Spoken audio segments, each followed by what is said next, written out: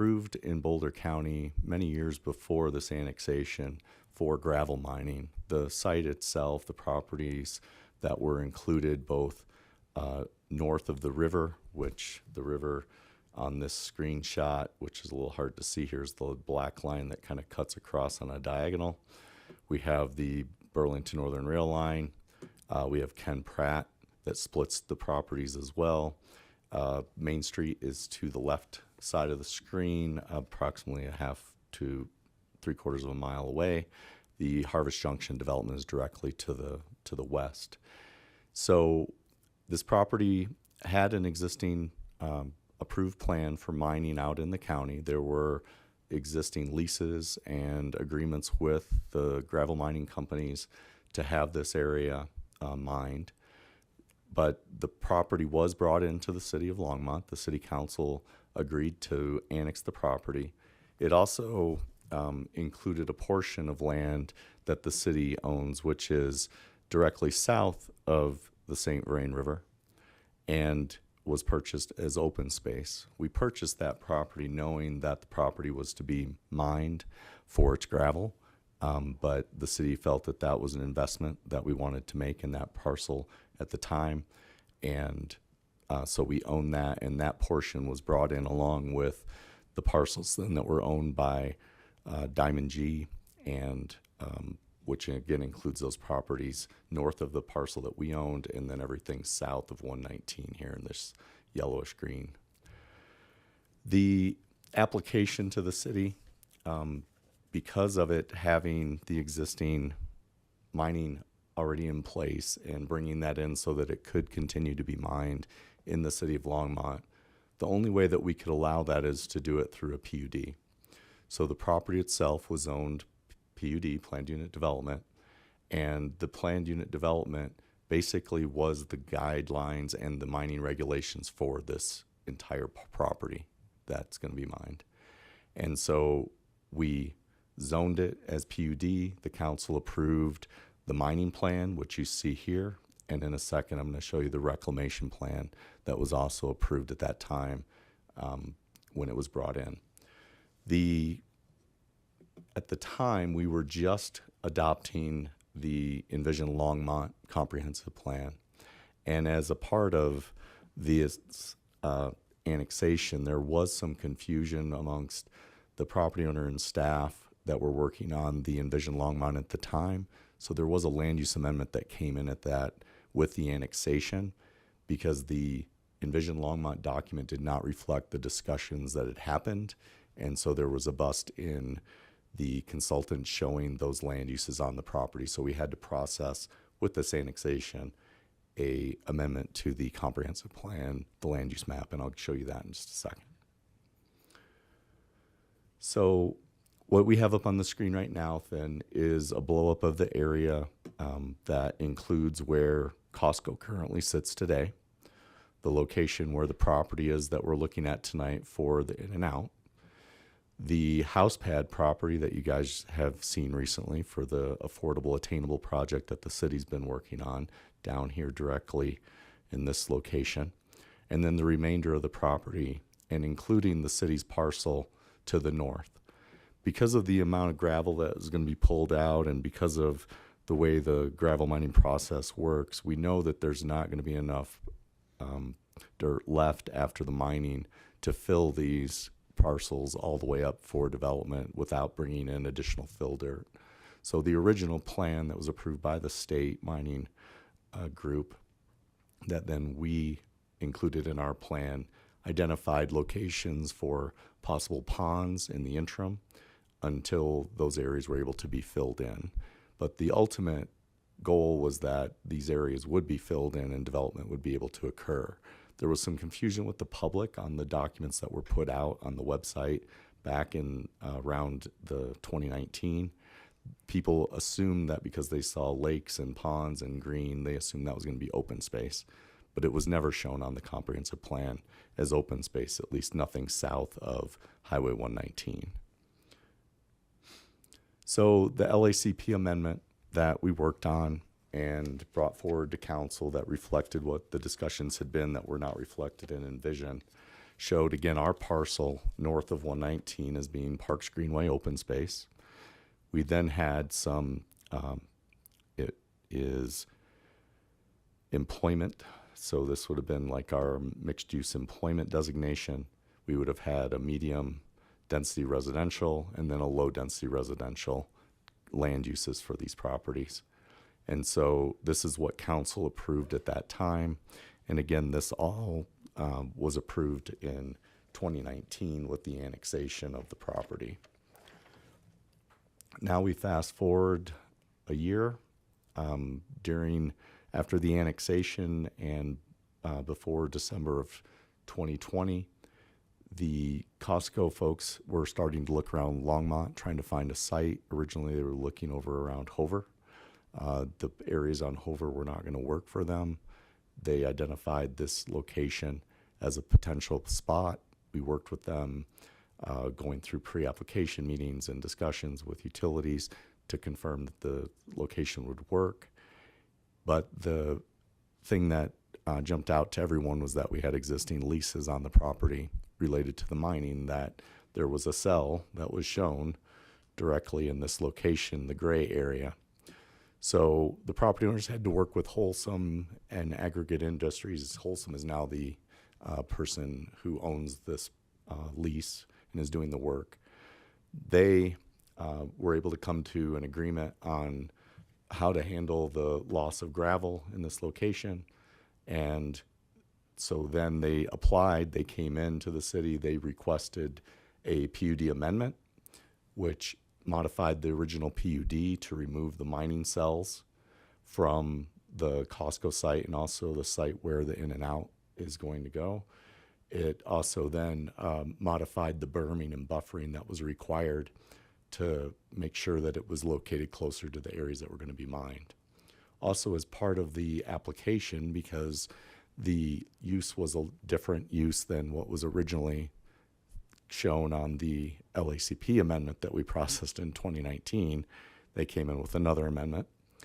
And we also then had to rezone from PUD to the applicable zoning classification for the properties. And then they also at that time processed a preliminary plat. So all of this started in December of 2020. Okay. Up on the screen now is the, there we go. Yes, this is the a conceptual drawing that shows the rezoning map that was approved. It's just a color rendering versus the actual meets and bounds, almost plat-like document that we would typically show, but this I think represents a little bit better. Again, we have Highway 119 just to the north of the Regional Commercial Center, which was zoned for the Costco parcel, as well as covering the gas station that is in the center of the site near Highway 119. We have an inline commercial building on a portion of this site, and then we have the In-N-Out Burger that will be between both the gas station and the inline. We also zoned the property multifamily, which is where the house pad property was. You saw a rezoning. Ultimately, we rezoned that to mixed neighborhood because of the density reduction that was needed. And I take that back. We rezoned it to PUD. Apologize, not a mixed neighborhood, but we did do a land use amendment for that. And then the parcel to the south that is adjacent to Quail Road was shown as mixed neighborhood. So the next slide that we're looking at here is the Envision Longmont comprehensive plan amendment that was also processed then with the Costco. So as you may recall, we had the mixed neighborhood, we had some industrial economic development kind of land uses up here, and we had single family. They left the single family, modified the mixed neighborhood, the medium density, added in some multifamily, added in regional commercial, and also added in some mixed use corridor zoning as well. So the comprehensive plan, if you look at the most updated version, would reflect these land uses on this, or these future land uses on these properties. Our zoning map would reflect the regional commercial for the site that we're looking at tonight along with Costco. It would reflect the multifamily neighborhood, or I'm sorry, PUD for the house pad project, and then mixed neighborhood for the apartment buildings that are being worked on to the south of the site that we're working on. The rest of the property that is under mining right now is still all zoned PUD to allow for the mining to continue, and that mining has been going on now for almost 2 years. The last document here that I've got on the screen to show you is the preliminary plat that the Planning Commission approved with that application that came in December of 2020. You approved the lot that was for the Costco, as well as the lot that it has the inline on it, and then the future in and out. This is one of our recommended not a condition of approval, but approval with a condition that it be met, is that this lot is going through a replat right now to split it, and that needs to happen before we can approve any site plan for this property. So that's one of the items that you'll see in the staff report. We have a few applications in for these parcels directly out in front of Costco right now. We have a Lazy Boy Furniture, and we have a bank that are currently going in, and I think Phil mentioned those in his staff report in some of the background. Again, house pad is in this location, and then the multifamily that's going in is down here on this lot to the south next to Martin Street and Quail Road. All right, so as everybody knows, I hope everybody read their packet, the commission tonight is in a different role than normally would happen. You are actually a recommending body on this application, which is a conditional use. And this came about in 2021. There was actually discussions prior to COVID about creating this regulation, but it was not able to be actually adopted by the council and go into effect until April of 21. But the council was approached by concerned citizens that had some concerns with the amount of development that they felt was occurring near parks, greenways, and open space. And they felt that that should go through a more rigorous public process that would entail a recommendation by the Planning Commission and a decision by the City Council. The City Council considered that regulation change, and they adopted it with Ordinance 2021-16. So the way that, without getting into all the minutia, which we can if you'd like, but in general, what it requires is that any major development application, preliminary plat, a conditional use site plan, that those applications, if they are directly adjacent to a park, greenway, or open space, and adjacency within the regulation is defined as including anything separated by a right-of-way, including Highway 119, that has to go up to the City Council for review, and they're the decision-making body. So tonight, you are acting as a recommending body, similar to if we were doing a comp plan amendment, a land use amendment, and annexation. So just think of it in that respect. So again, just for the public and everybody to understand, this had to go through a major development application. So we had pre-application conference with our staff. Neighborhood meeting was required. They had to go through our DRC review process. I think Phil noted that we did 4 reviews on this project to make sure that the regulations were met. And then tonight we're looking at PZ as the recommending body, and ultimately council will make the final determination of whether or not to approve or not this application. So with that, I'll start to get into the nitty gritty here a little bit, and we can always go back if you have more questions. So the orange dot represents the approximate location of the In-N-Out. This is going to be a drive-through restaurant along with outdoor seating and indoor seating for the use. It is next to Ken Pratt Boulevard on the north We have Harvest Moon that comes down to the east side. We have the Harvest Junction residential development and apartments to the southwest. And then Harvest Junction commercial area, which includes the Best Buy, Lowe's, some other restaurants, and retail opportunities to the west. Oh, yeah. As I noted again before, property is zoned regional center. Again, the location. The reason that this is recommending again is because of the open space property to the north. Again, we have the zoning districts showing what everything is zoned. Again, the pink is the PUD. Again, because of the mining, that is the way that that is allowed to occur to follow that PUD plan. So the parcel to the north is currently zoned as PUD, where typically our open space properties are either zoned public or they are zoned ag. So in the future, I would expect that that zoning will change.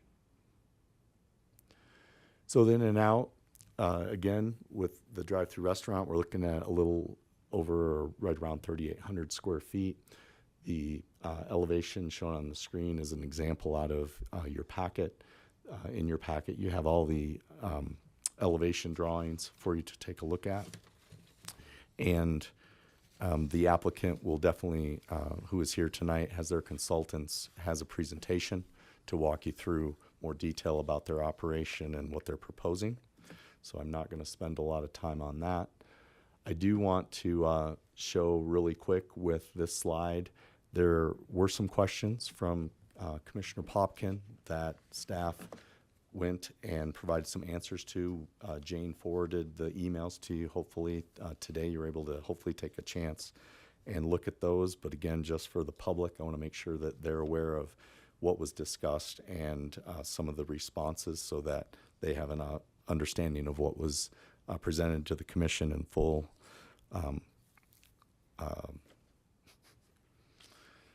Out in the open. I can't, my mind's not working the best tonight. Full disclosure, transparency, there we go. We're going. It's getting past my bedtime already.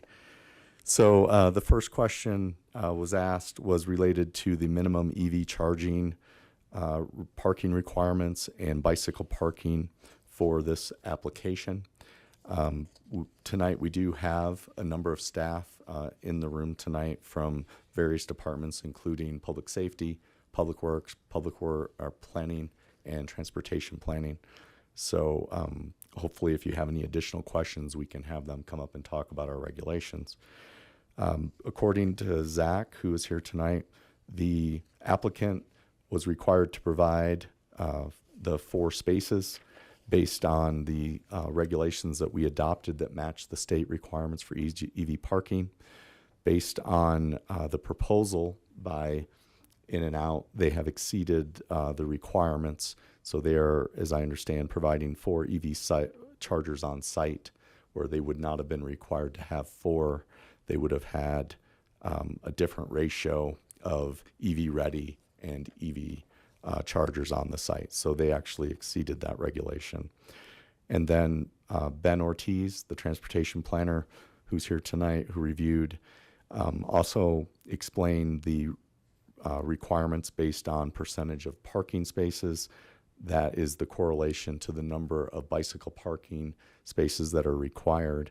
And Ben explained that the 6 bicycle parking spaces, which are the 3 inverted U-racks, would need to be provided to meet the minimum amount of parking required in the above scenario.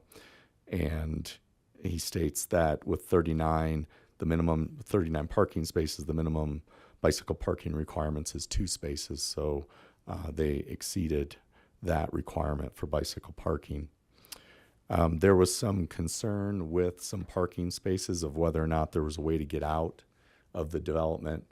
And I don't have a larger site plan view, I apologize, but there is another entrance into the development and circulation around the inline building directly to the east of this property. And the applicant can answer any of those questions for you about that. The next question was asking about the siting of the bicycle parking and what staff's role was in that. And Ben explained that based on the applicant's proposal, he believed that that was the best, all right, maybe I shouldn't say best, that it was a, was one that we would recommend for a location for those bicycle parking spaces. So we did not ask them to make any changes to what they had originally submitted. And then there were some questions about whether any estimate was done as to how many customers may come by walking from the adjacent uses. We spoke with the In-N-Out representatives.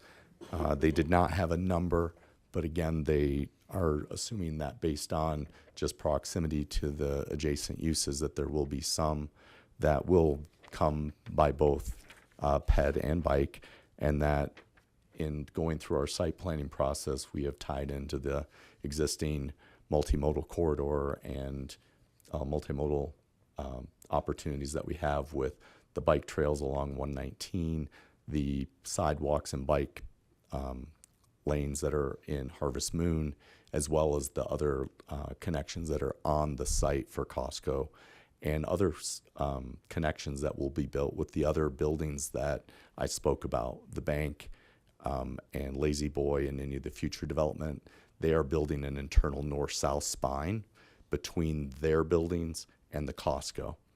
So there will be a pedestrian connection that actually ties in to the house pad development to the south.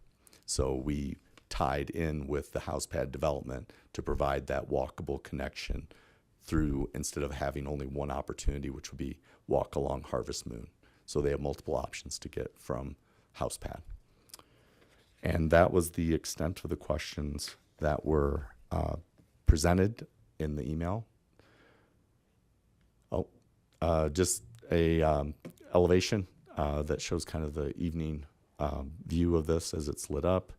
And then finally, to end my extremely long presentation, again, the Planning and Zoning Commission is being asked to make a recommendation to the City Council. You obviously have three options tonight. You can recommend approval, you can recommend denial, you can recommend approval with conditions. And as Phil noted in the staff report, and as I mentioned earlier, we are recommending that the commission recommend to the City Council approval, and we are noting that a condition prior to recording any approval for the site plan, that the plat itself has to be approved by staff. So with that, I apologize again for the length of time, but hopefully that gives you a little bit of background understanding of how we got to this point. Do you have any questions for me? And I'm more than happy to come back after the applicant. Yeah, let's go to the applicant first. All right.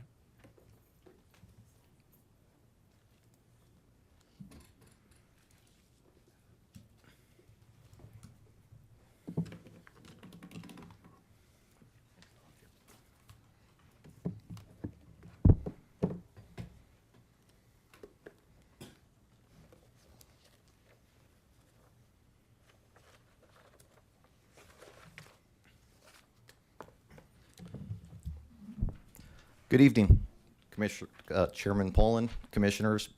Appreciate you guys taking the time to be here tonight. Staff, between Dawn and Grant and Phil, who's not here, my compliments to them. You guys have a really good staff working for you, and we appreciate the quick responsiveness and their willingness to hop on a call anytime we need something, and that's not something that we find too often. Everybody's so busy these days. These guys always find time for us, and we're appreciative of that, and so your time this evening. Tonight, I'm going to go more into introducing who In-N-Out is. Dawn did a fantastic job going over the history of the site, and what I thought might be helpful for you guys is to introduce ourselves to you. Many of you might have already been familiar with our company, our burgers, and hopefully you're as excited as I am to be here tonight. We see this as an opportunity that we're very excited. This will be our first store in Boulder County, and we have some to the north, we have some to the south, but I think our site here is going to really focus and help out and really get to the point of your comprehensive plan, the Envision Longmont. which one of the things I noticed in reading that several times in preparing for tonight and our site plan proposal is the interest in bringing in outside or, outside from the city residents, travelers, visitors. And when people see an In-N-Out, it's humbling to hear, it's instant, they recognize it, they want to stop, and you will have visitors from out of town and travelers going through that'll want to stop here, maybe go to Costco, and everybody gets to benefit from that. So with that, I'm going to hop into here, and then at the end, I'll be able to answer any questions for you guys and gals. So moving forward, our story. In-N-Out Burger was founded in 1948 by Harry and Esther Snyder. Over 76 later, the company remains family-owned and is now led by Lindsay Snyder, their granddaughter, who continues the legacy of quality, service, and community. We take pride in being a truly American company that reflects values of hard work and integrity. Our focus has always been on building strong connections with every community we enter. Our mission statement, seen on the screen here, is more than just words. It's a guiding principle that shapes everything we do. It's why we remain dedicated to serving the highest quality food, creating a supportive work environment, and contributing to the well-being of the communities which we serve. It's a statement that is so deeply embedded in our culture, we make sure it's present on every business card and paycheck that we all see every 2 weeks, and to remind us constantly we're here to support the community and do what we can. Commitment to our associates. I can speak on this one myself. In-N-Out is, yes, I'm biased. I work there. It's a job. I've had 3 jobs as an adult. My last job was 22 years. I'm on the newer end at In-N-Out. Most of the tenure is 10 years plus. I'm not there, so I'm pretty low on the totem pole. But from an individual that hasn't enjoyed the perks of a company appreciating and the valuing its associates, I can give you my testament tonight that it is something that I don't take for granted. Nor would we take for granted the opportunity to have a store in your town. We understand that our associates are the cornerstone of our success. We foster a team-oriented atmosphere that encourages growth, provides extensive training, and ensures that every associate feels valued and supported, which is a reason in 2024, as you can see on your screen there, In-N-Out was rated as one of the top 6 companies in the nation on Glassdoor with an over 89% recommendation. This commitment translates into a positive environment that benefits not only our team, but the communities that we serve.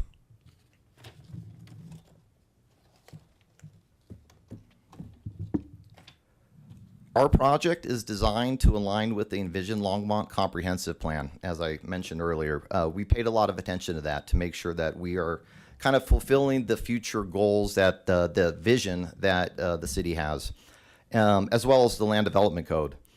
We support the city's aim to create sustainable, connected spaces that promote multimodal access and community interaction.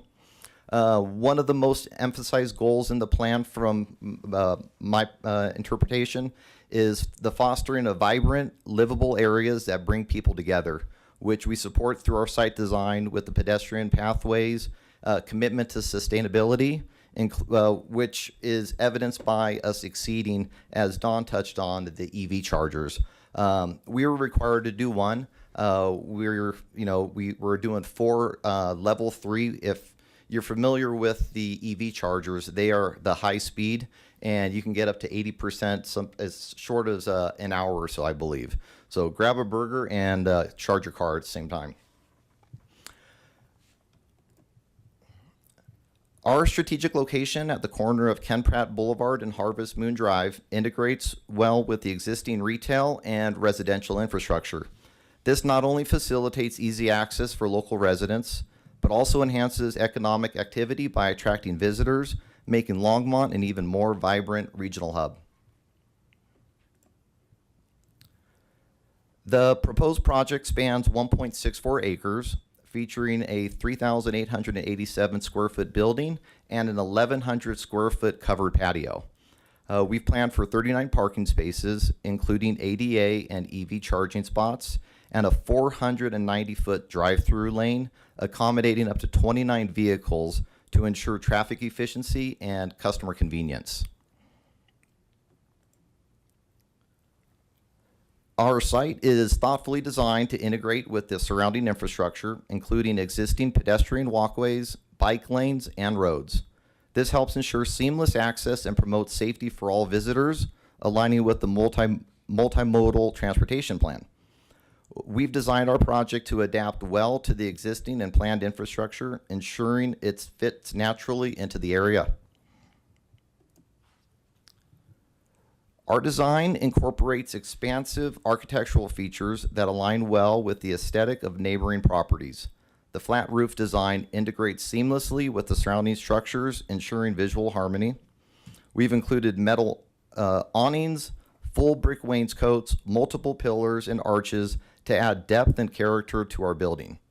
Additionally, the design features multiple windows, enhancing both the building's functionality and its welcoming appearance. These thoughtful elements reflect a commitment to quality and community integration. This rendering highlights some of the standout features of our site design. Our drive-through lane, which is longer than average, spanning 490 feet to accommodate those 29 vehicles, ensuring efficient traffic flow. Additionally, our 1,100 square foot all-weather patio is designed for year-round use, equipped with ceiling mounted heaters for comfort on colder days. This space creates an inviting atmosphere where families and friends can enjoy their meals together in a comfortable setting, enhancing the overall dining experience. What sets us apart as an employer? We are proud to offer starting pay significantly higher above the state minimum wage. Currently, we're offering starting pay at $19.50 an hour.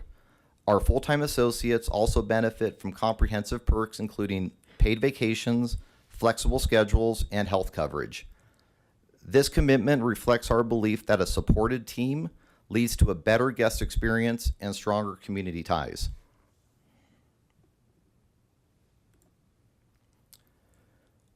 Investing in our communities where we serve. We actively contribute to the communities we serve through donations, partnerships with local charities, and participation in community events. Our goal is to be more than a restaurant. We aim to be a trusted and supportive community partner.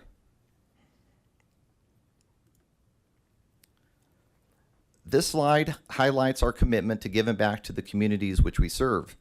Over the years, we've supported numerous organizations throughout northern Colorado, many of which have likely benefited Longmont directly or indirectly. Our contributions have helped bolster programs that support children, families, and individuals in need. Organizations such as Ralston House, CASA of Larimer County, Hope House Colorado, and others showcase the types of impactful partnerships that In-N-Out Burger fosters to uplift and support local communities. In-N-Out Burger is proud to contribute to the economic vitality of the communities where we operate. Our new location in Longmont will create numerous local job opportunities, providing competitive wages and comprehensive benefits that support career growth and stability. Beyond employment, our operations stimulate local economic activity, encouraging spending and supporting nearby businesses. The economic benefits extend further, as the revenue generated by our business helps support public services, infrastructure improvements, and community programs. This positive ripple effect reinforces our dedication to not just being a place where people can come to dine, but a business that plays an active role in bolstering the economic health of Longmont. Our investment in the city translates to sustained growth and prosperity for its residents and the wider community. Thank you for your time this evening. I'm happy to address any questions and look forward to further discussion on how we can be a positive addition to the Longmont community. Thank you. Thank you very much. This is a public hearing item. I would like to, at this point, go to the public hearing. Nobody signed up for the public invited to be heard. I would invite anybody in the public who would like to come forward and speak to come speak. Seeing nobody come forward, I'll go ahead and close out public invited to be heard, and we'll move to questions, comments, motions from the commission.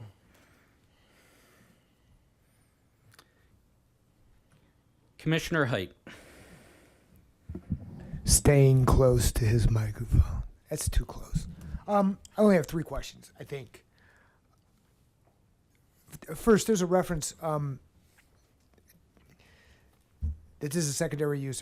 There are primary uses. The primary use, I think, being big box retail or big box employment-based activities. This is secondary. I don't know why it's secondary, but in any event, this is a 25-acre lot.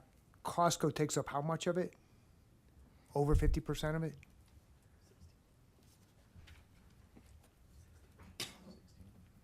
16? Costco is 16%. You 16 acres, sorry. 16 acres of the 25, so it's over 50% of it. Yes. Thank you. That answers that question for me. Related, Don, I don't know what you called the housing to the south that we recently approved. Is it within 250 feet of this structure? House pad itself, let me double check. It is not. I didn't catch your name. Daniel Pocius, In-N-Out Burger. Thanks. I apologize for that, Commissioner Height. Good to meet you. Likewise.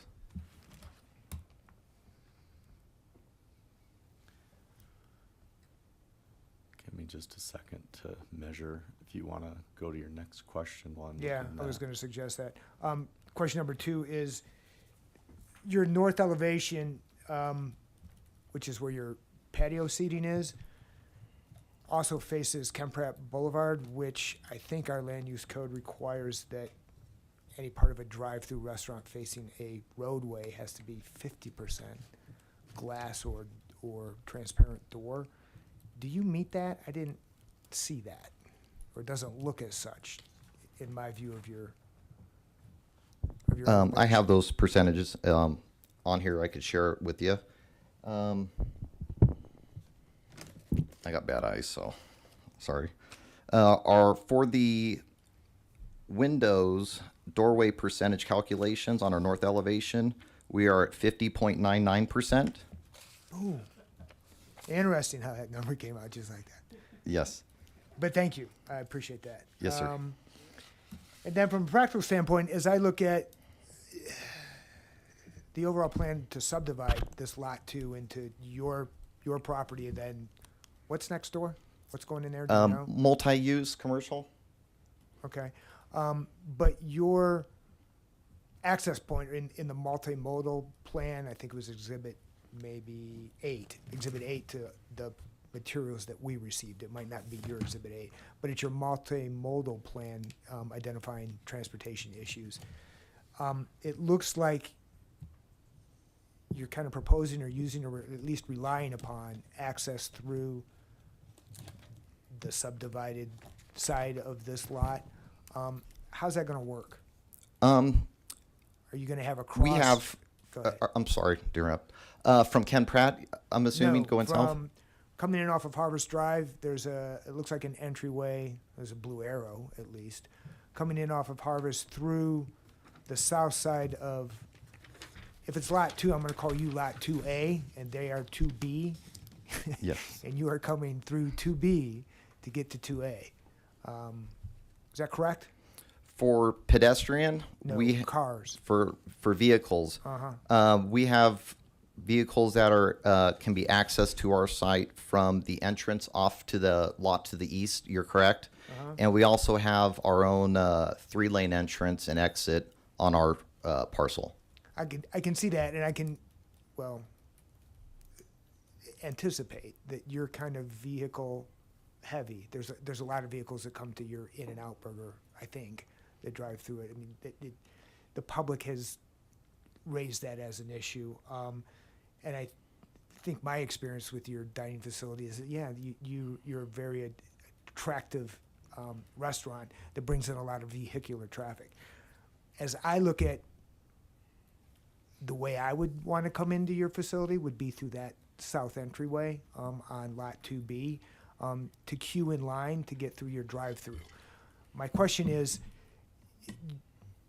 you're obviously, somebody is subdividing this property. Is there going to be the right for you to use probably fairly intensively that access way? It is. We do have a cross-access agreement Okay. that will allow that. Although we pride ourselves on how we handle our traffic, because it's has the potential not to just be an issue with the city. It's a customer service issue for us, right? So although we were only required to do 180 feet in our drive-through, we far exceeded that at 490 feet, stacking for up to 29 vehicles. Plus, it's important to note that our operations are such that as soon as a car gets to the menu board and beyond, we activate mobile ordering. We send out 4 or 5 associates, depending on how many people are out there, with their walkie-talkies, and this is all being monitored above our grills in the manager's office, so that we are constantly monitoring what's happening out in our parking lot. And that will include from the menu board beyond.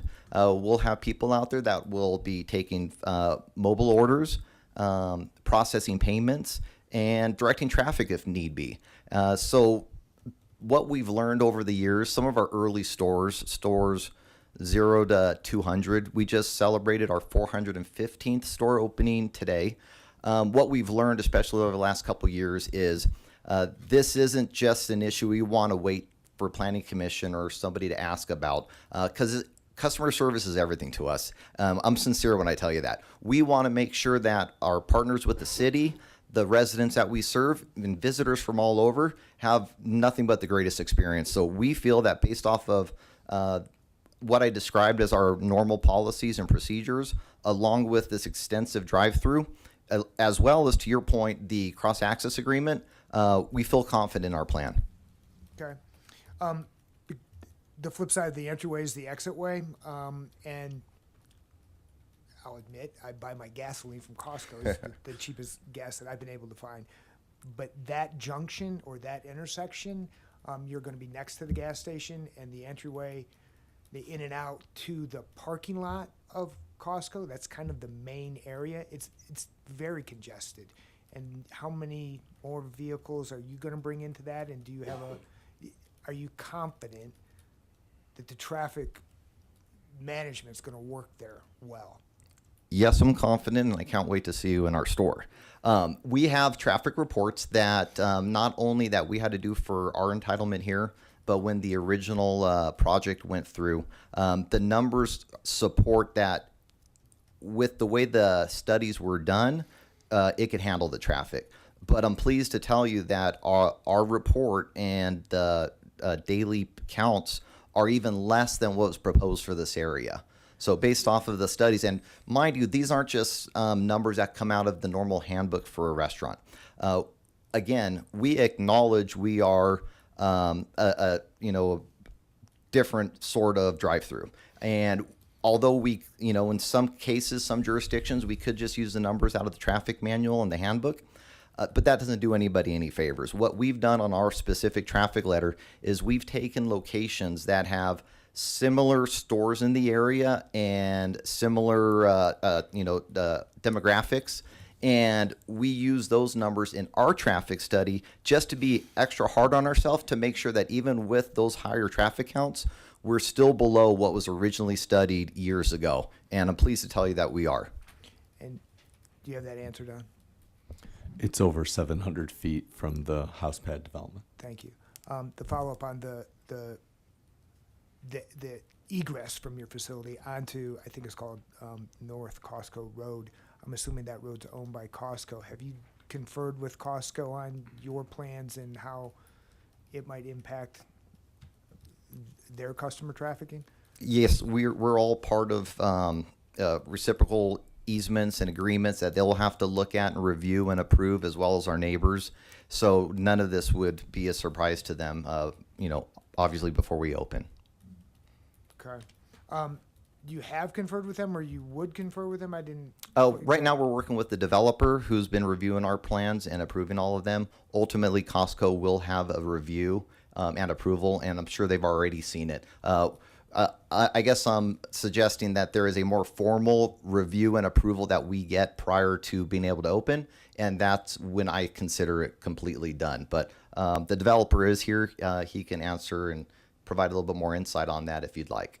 Yeah, I think so. Okay. Would you mind? Hi, Drew Golden. So we have a reciprocal easement agreement with Costco that covers the entire development. And as part of that, Costco gets to review all the other users and their site plans. And they have already done that. We are in the process of getting that recorded as is required in the REA, but they have approved it. They have approved it. They have, yes. And Mr. Golden, I apologize too. I think I thought you were somebody else when I first met you. No worries. But thank you for that. But Costco has looked at this and approved it. Yes, sir. Thank you. So we have, just because I'm going to own the commercial building next door. So they've seen it both as just in and out and as the all of In and lot out two. and two. Yes, Okay. sir. Thank you. I'm done. Thanks. Okay, thank you. Commissioner Popkin. Thank you, Chair. Commissioner Height asked one or two of my questions, so I will not re-ask those. Thank you, sir.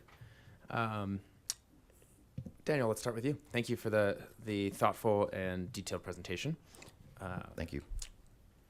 We appreciate the overall very thoughtful and seemingly well-aligned proposal for along with our comprehensive plan for that site, for that region. Just a couple initial questions, then I want to clarify a couple things with Don, and then I'll come back to you on 3 topics. So I'll give you a chance to get your head in the right Sure. the right mindset there. First, you seem fairly enthusiastic about the site, about the project, about the company overall. That's fantastic to hear. Drive-throughs, obviously, maybe, I don't know if it's first and foremost or one of the primary goals of them is to attract vehicular traffic flows and bring folks through the area. This location is in an interesting spot because you have Costco and you have some other retail and housing that's coming in nearby.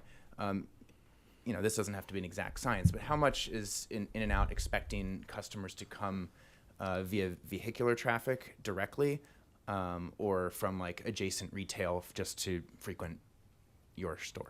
Specific to vehicular? Vehicular and then by pedestrian. So I did see your question. Don was kind enough to forward it to me to see if I might be able to provide some insight. And I did. And that insight is we don't do studies on pedestrian traffic. I wish I had a better answer for you, right? It's an honest answer. What I can tell you, though, is obviously we do expect some, especially from the residential pad. Our thought was perhaps Costco folks might not want to have a $1 hot dog, although I don't think they're $1 anymore. They might want to come over for a burger. Which is why it was important that we tied in, we took into account the multimodal plan.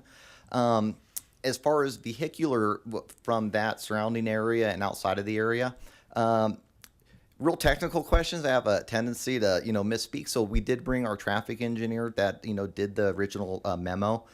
He'd be happy to, maybe answer some of these questions for you as it comes to local specifics. I'm not sure if we do have anything, specific to the Costco shopping center, but I'd give him the opportunity to answer that if you'd like once we're done here.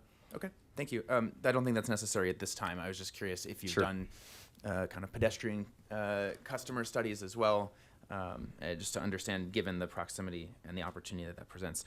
One other question for you for a moment.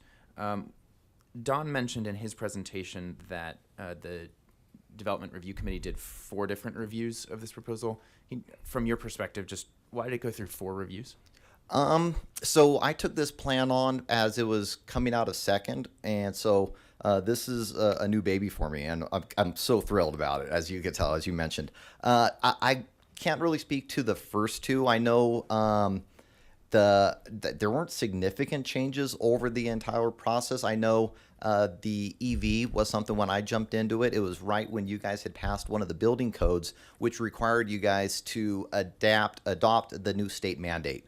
I studied that, really close because, as a company that's not real familiar with EV, nor is anybody, I wanted to learn up and read as much as there is to learn about it when it comes to Colorado and Longmont. And that's what I learned was at the time of our first plan check that it went through, it wasn't required. But as soon as you guys passed, I believe it was the electrical code from 2023, that kind of mandated you guys to adopt that state code. So that's one example that I can speak of personally that I was involved with. History before that, in looking over the plan checks, nothing was significant that, there was a lot of back and forth on. But sometimes it takes four. And I could tell you the last site plan was a pretty light when it came to comments. So it was probably could have got done in 3, but just pushed through that fourth one. Appreciate it.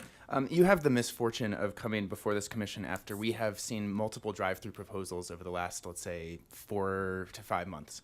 So for lack of a better phrase here, you're going to unfortunately face a little bit of grilling on a similar topic there, but know that that's really not intended on my end. I assume that In-N-Out's going to do most of the grilling here. Yes, So very good. You can take a brief I see what you pause. did there. You can take a brief pause there, and we'll come back to you on 3 topics of kind of the exact location and thought behind the outdoor seating, the safety of the site flow, and then the multimodal transportation. So I'll come back to you in a moment. Appreciate that. Cool. Don, thank you for your presentation and for the advanced responses on some of the questions. You have satisfied many of those, so I appreciate it up front. You had mentioned in your presentation to the commission tonight, you were describing the overall site plan and the kind of pedestrian corridor spine from house pad to this retail area. Can you just walk us through that and maybe just show a map there just so I can understand what that exact flow looks Let like? me get my presentation back up. Yeah, no problem. Thank you.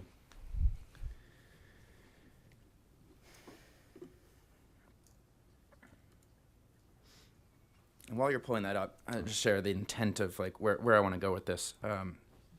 This is as Commissioner Height was alluding to, there's a lot of traffic, people, vehicles that are going to come through this site for the retail. I guess you wouldn't get to the housing through this site per se, but more as a little bit of an attraction to this space.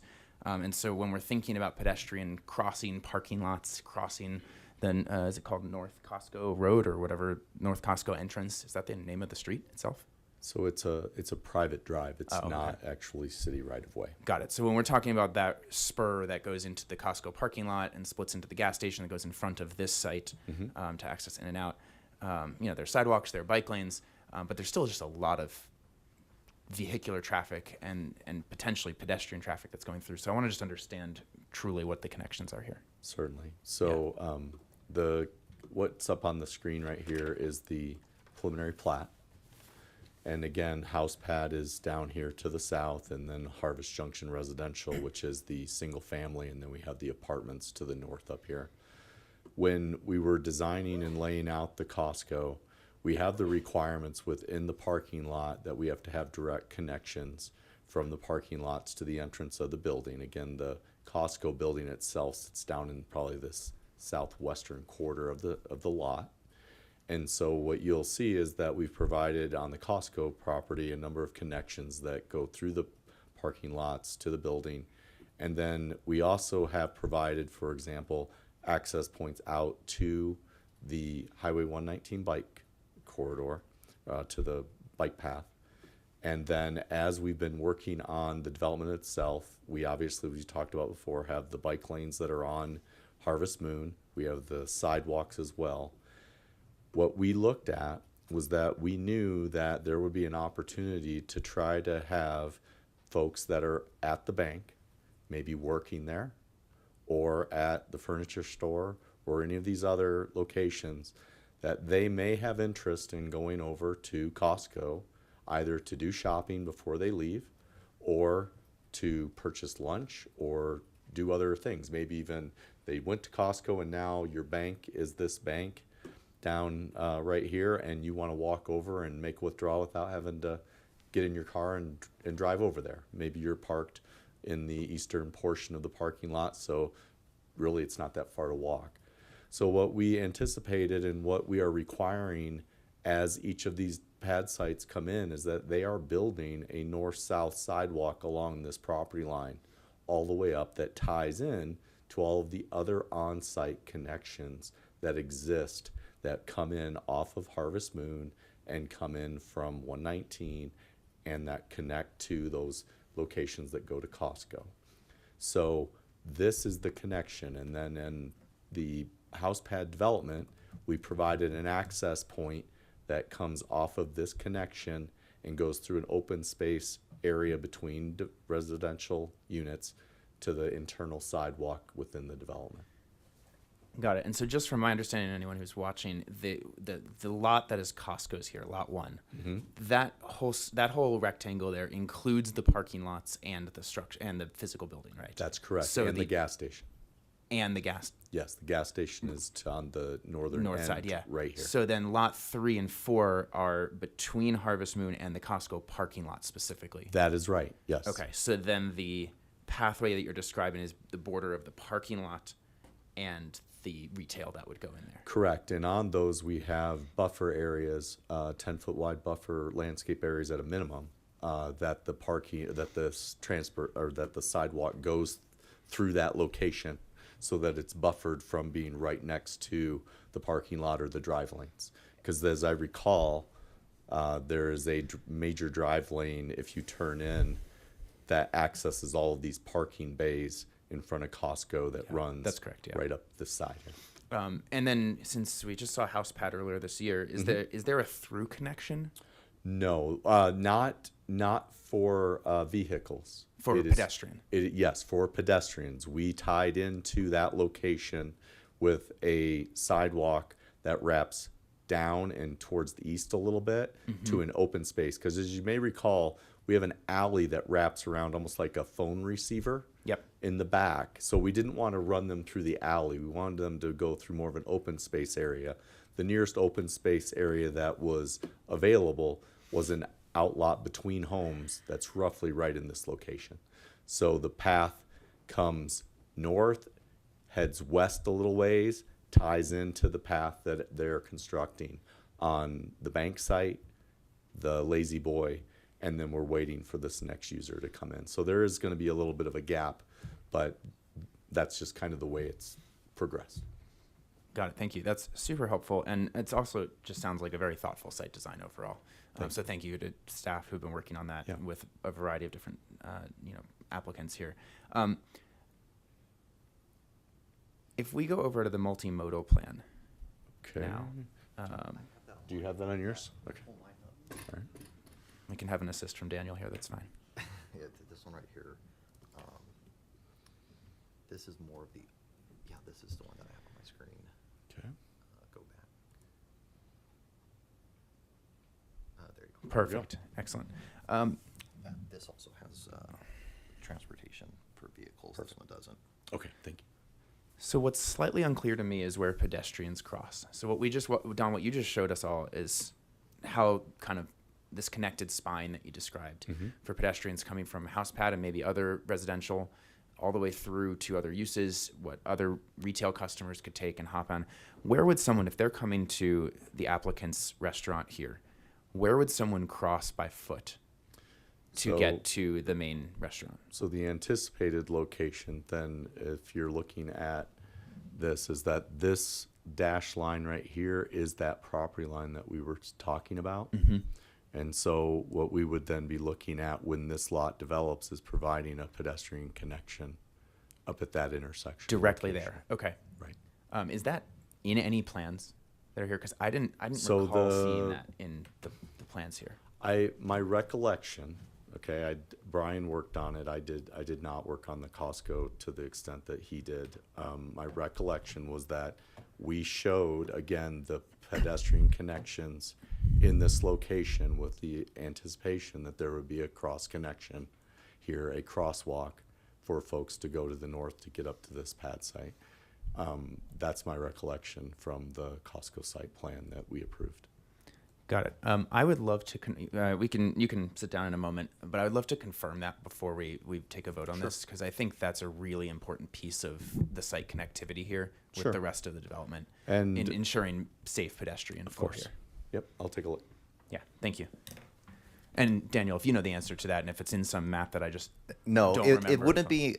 It's not in ours, but for the purposes of our site, as you can see on the screen, there is current pedestrian access at the roundabout. There's Yeah. 2 areas. That I saw, and that gave me a little bit of a little heartburn there, because I was afraid that people would see that goes out of their way, and they're just gonna cross where they think that should be anyway. So in a zoomed out version of it, because in your scenario, until we have development to our south, really the only pedestrians that we need to be careful for are people coming from Costco, right? Right. So Costco's multimodal, the bigger area, which I can share a map with you, does show coming up from Costco, they have a walkway all the way up to Ken Pratt through their parking lot. So if they're already in Costco, dropping their goods off in the vehicle, and then if they continue to walk up, there's part of that multimodal is a connection to that. I think it's a 15-foot, Don, or a 12-foot pathway that Yeah. runs adjacent to Ken Pratt. Yeah, I'm going to stop you for a second. So I see that, and I'm looking at Google Earth too. So I see that, and generally understanding human behavior, the shortest distance between 2 points is a straight line, and that's going to be the diagonal through the Costco parking lot, or at longest kind of like wrapping over to where this pedestrian corridor that Don just eloquently described for us is going to be. I think if I'm understanding the site connectivity here from what your proposal is, if people followed the route you were just suggesting, that kind of goes around the Costco gas station, I think they'd have to walk past, because of how the drive-through is set up, they'd have to then walk around the drive-through lanes and kind of back around and kind of complete almost what seems like a Tetris piece to get back into the property in between your restaurant, the drive-through, and the other retail to your east. So there's 2. The one that you just mentioned, and then to the west, there is actually another walkway down from Ken Pratt on the west edge of our property. Okay. And so then, so is that the red? I Yes. see. That's the Yes. red dashed line that takes them around the drive-through the other way and a Correct. little bit shorter route. Okay. Yes. All right.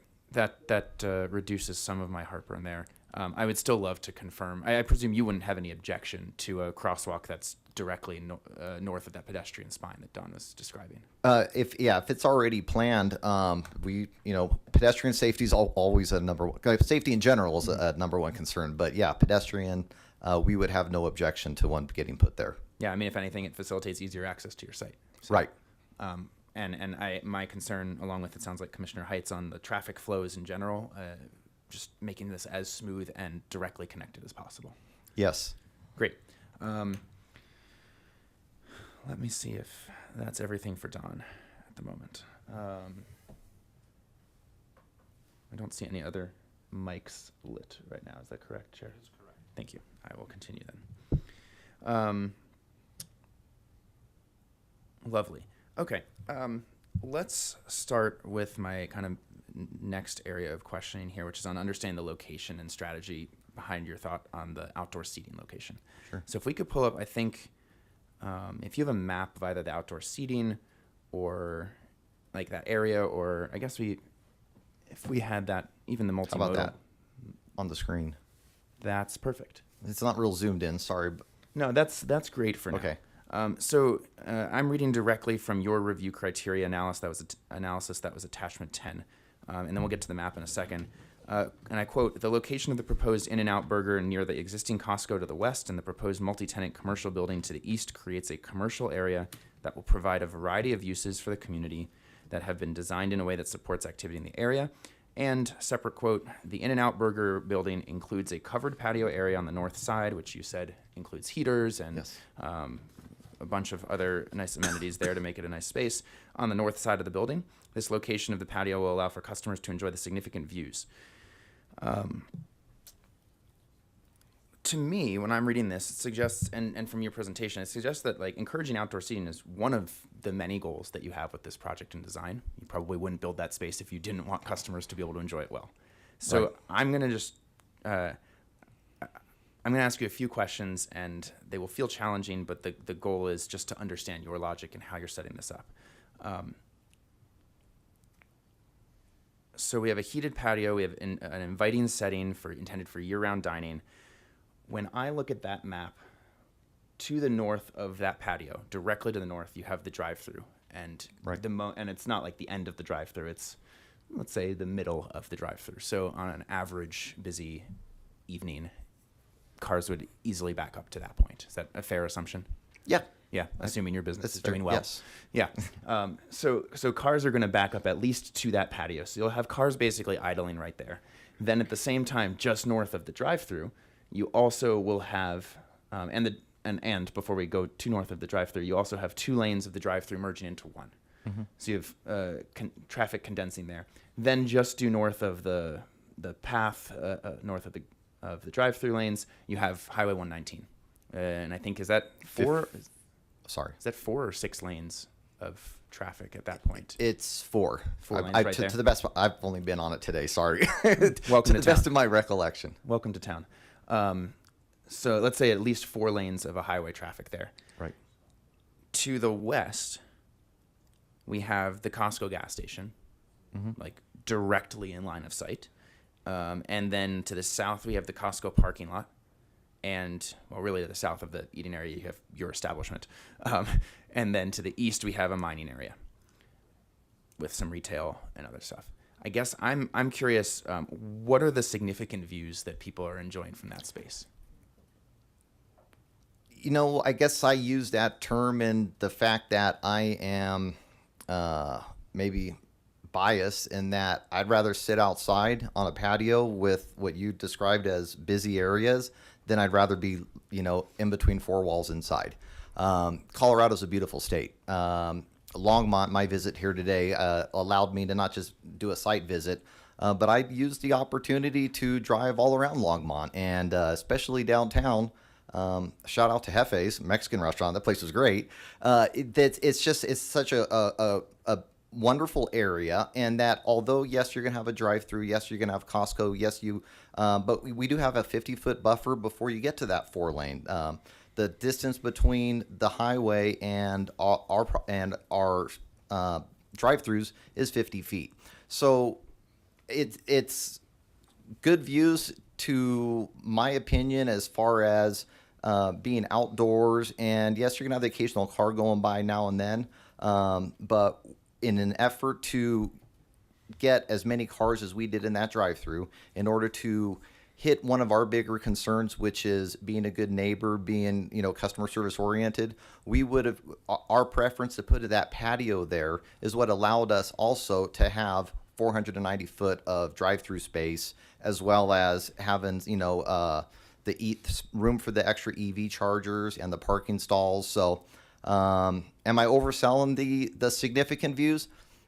Maybe, but to my point, I'd always rather be outside than inside, the 4 walls of a building. So I guess I was speaking from that vision. Got it. Thank you. Did in any of the design review processes or conversations with staff, were there other layouts in terms of where the outdoor seating might go, and like to the south or in the front, or I guess that would be the east of your structure itself, on the roof? I mean, you have a really elaborate kind of rooftop design, or just roof general, Right. with the different like towers and parapets or whatever the term is. Yeah. As I previously mentioned, I had the, well, I like to look at it as I was fortunate to take this over at between second and third plan check. I can't speak of what happened before that. To the best of my recollection, maybe Don can speak of it. This is the only layout that has ever been presented. I believe there were some changes in regards to where we're putting the EV chargers. But for the most part, what you see here, there have not been significant changes or revisions requested where it comes to the patio location. Okay. And look, at the end of the day, that's a business decision for you all on where you put it, and I recognize that. But when I'm looking at the layout there, it strained a little credibility to say significant views, and then kind of assume that, frankly, that a lot of people are going to want to sit around a drive-through lane. But maybe you have other experiences in other establishments that you guys run in the company. Well, I just want to take a moment. I appreciate Sure. the feedback. Yeah. I can tell you are very upfront, and I appreciate that. An intern, sometimes I come off a little harsh, so sorry about that. But yes, our experience is where you see this patio is 99% of the time near the drive-through, and our customer service experience, we strive to always improve if where it's required or suggested. And our experience has been that this is does lend itself to an enjoyable customer service experience. Fair enough. Then I hope you get a lot of EVs coming through that do not idle too much gasoline and fuel emissions. Fantastic. All right. Let's talk site safety here. So in your review criteria analysis, again, staying with attachment 10, the design includes features to promote the safe and efficient traffic flow. And that's a direct quote. And I think you said you all, in your presentation, you take pride in how you guys manage traffic in general and the customer flow and overall. Yes. So that's great. And hopefully these are just clarifying questions at best. Part of the reason I was asking about the bicycle parking to staff earlier was to try to understand how cyclists are going to get to that part of the parking area. And so let me describe what I am seeing on the site. And maybe we can throw up the slightly larger multimodal plan again. That would be wonderful. Great. So we have the bike parking in that little green box right next to that little outdoor patio we were just talking about. Understand the justification for the number of parking. I'm wondering how cyclists, if they're coming here or if people are coming here by bike, are going to get to that space to park. So I guess there are a couple routes. One, if they're coming on the greenway, they would come through that sidewalk and likely come down that red dotted line and around. Yes. Correct, on the sidewalk. If they're coming from other parts of the neighborhood, they may very well be coming on some of the very established and well-marked bike lanes that area has. So when people are when cyclists are coming to this exact part of the entrance to your property on North Costco entrance, for lack of a better road description, if they're coming in the road bike lanes, they are behaving like vehicular traffic. And maybe I'll turn to our bike specialist in a second too to help me clarify this. But I'm trying to understand the site flow of how vehicles are going to use the parking lot going to the drive-through and coming out, and where there are potential conflicts for cyclists coming in, especially if it's at dusk when dinner time is, and that's probably the highest volume of traffic flow. Right. So hopefully we don't want cyclists, if they're following the law, to be cutting across the entrance to your property for vehicles and hopping on that sidewalk to then get on to that little red dashed line, turn right, and go north up to the bike parking. Then that suggests to me that they are ideally turning right into your parking lot with vehicular traffic flow, and then somehow navigating either to the left or right, unless it's a one-way, to get to that bike parking. And I envision a lot of situations in a fairly busy, high turnover customer environment where you're going to have cars, maybe even some trucks, and cyclists all navigating that fairly tight parking area. So how do we make sure that people get to the bike parking area in that far northwest corner without running afoul or running into, literally, or being hit by other cars and trucks? Sure. I appreciate the question. So there's a couple things that I can respond, and then maybe we have a bike expert that can come up, right? What I can tell you is from an in and out standpoint, one of the things we struggle with, and admittedly so, with working with cities and meeting their code, is staying below the maximum foot candles for light, because light is safety. This parking lot, we are below the threshold, so I'm pleased to say we're below the threshold there, but we have lights spread out throughout this area. So in your scenario, if it's a bicyclist who's using the rules of the road as another vehicle would, tells me they're an experienced bicyclist. And from a retailer standpoint, all we can do is provide well-lit parking lot for a nighttime scenario. For nighttime and daytime, we do have a crosswalk that goes from North Costco entrance into the sidewalk, which will lead right to the bike racks. Beyond that, on those busy scenarios that you mentioned, Sorry, where is that? What's the at the sidewalk exit all Is that coming from the path that goes along 119? where the mouse is right there. Oh, you're talking about that one coming Yes, up from yes, there. Oh, yeah, no, yes. I see that. Yeah, Okay. Yep. So, to the extent of your questions, we would hope that with experienced bicyclists who are using the roads as vehicles, between the well lit parking lot and on the busier nights when we do have associates deployed, which is most of the time, if we have cars at the drive-through and beyond, we'll have also associates out there that are also directing traffic and also keeping in mind pedestrian safety, bike safety to the best of our ability. Got it. So then, if I'm understanding correctly, and I haven't heard from Don or you, but maybe either of you or other staff can clarify this, is there any guidance or signage on traffic flow that's happening in the parking lot? Where, like, if I turn in here to enter from the Costco side here, am I directed one way or another, or does it become a free for all once you get into the parking lot?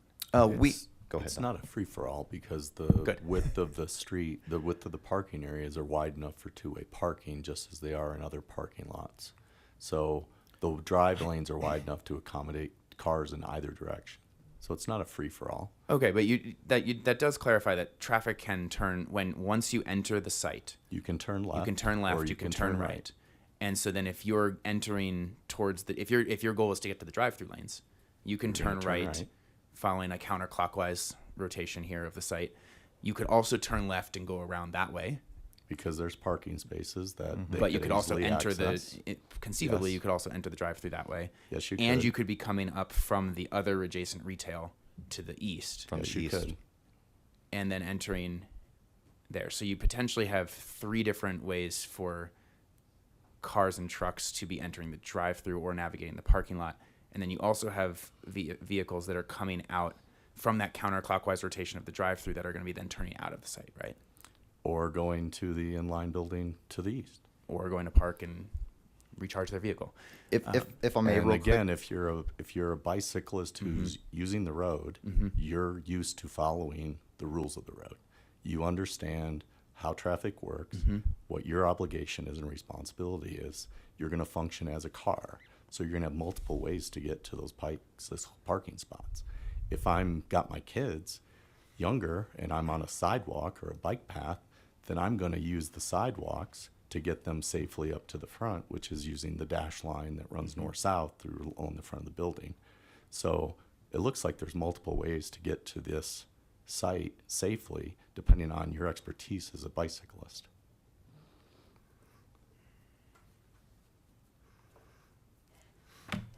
When we have I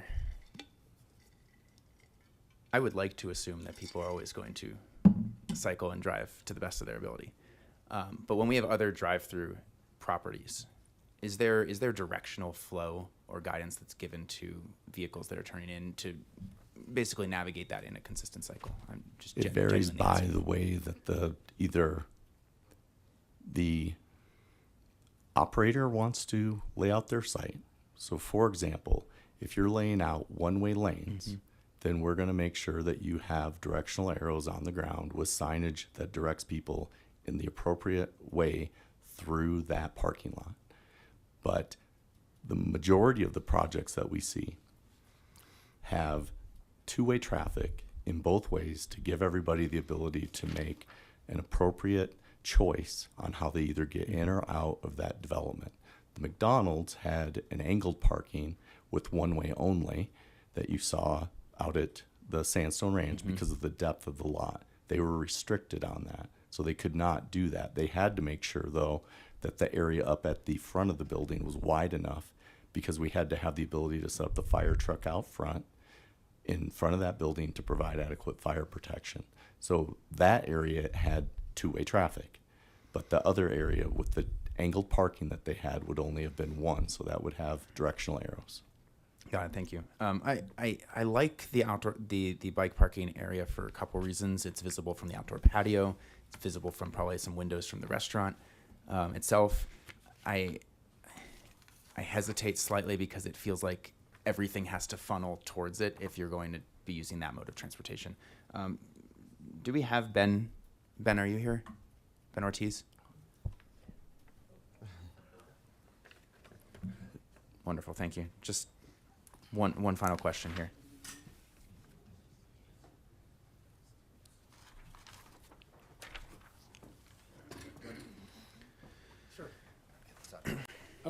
worries. Thank you. Ben Ortiz, Transportation Planner. I didn't quite catch the question. I didn't ask one yet. I Oh, was, okay. I was asking if you were present before I Oh, asked I the am question. here. Thank you. I'm sort of present. Welcome.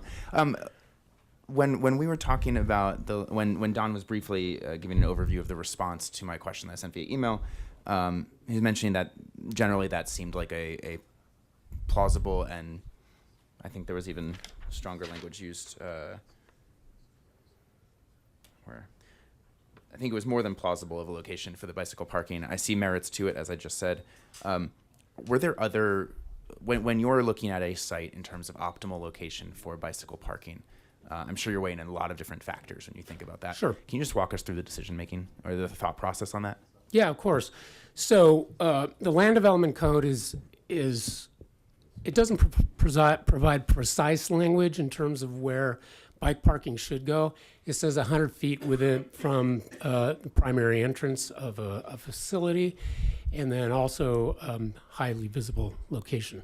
And so I did like that location because it is proximate to the outdoor seating area, the seating area, the patio there, and there'd be a lot of eyes on the bike parking, and so that would deter theft.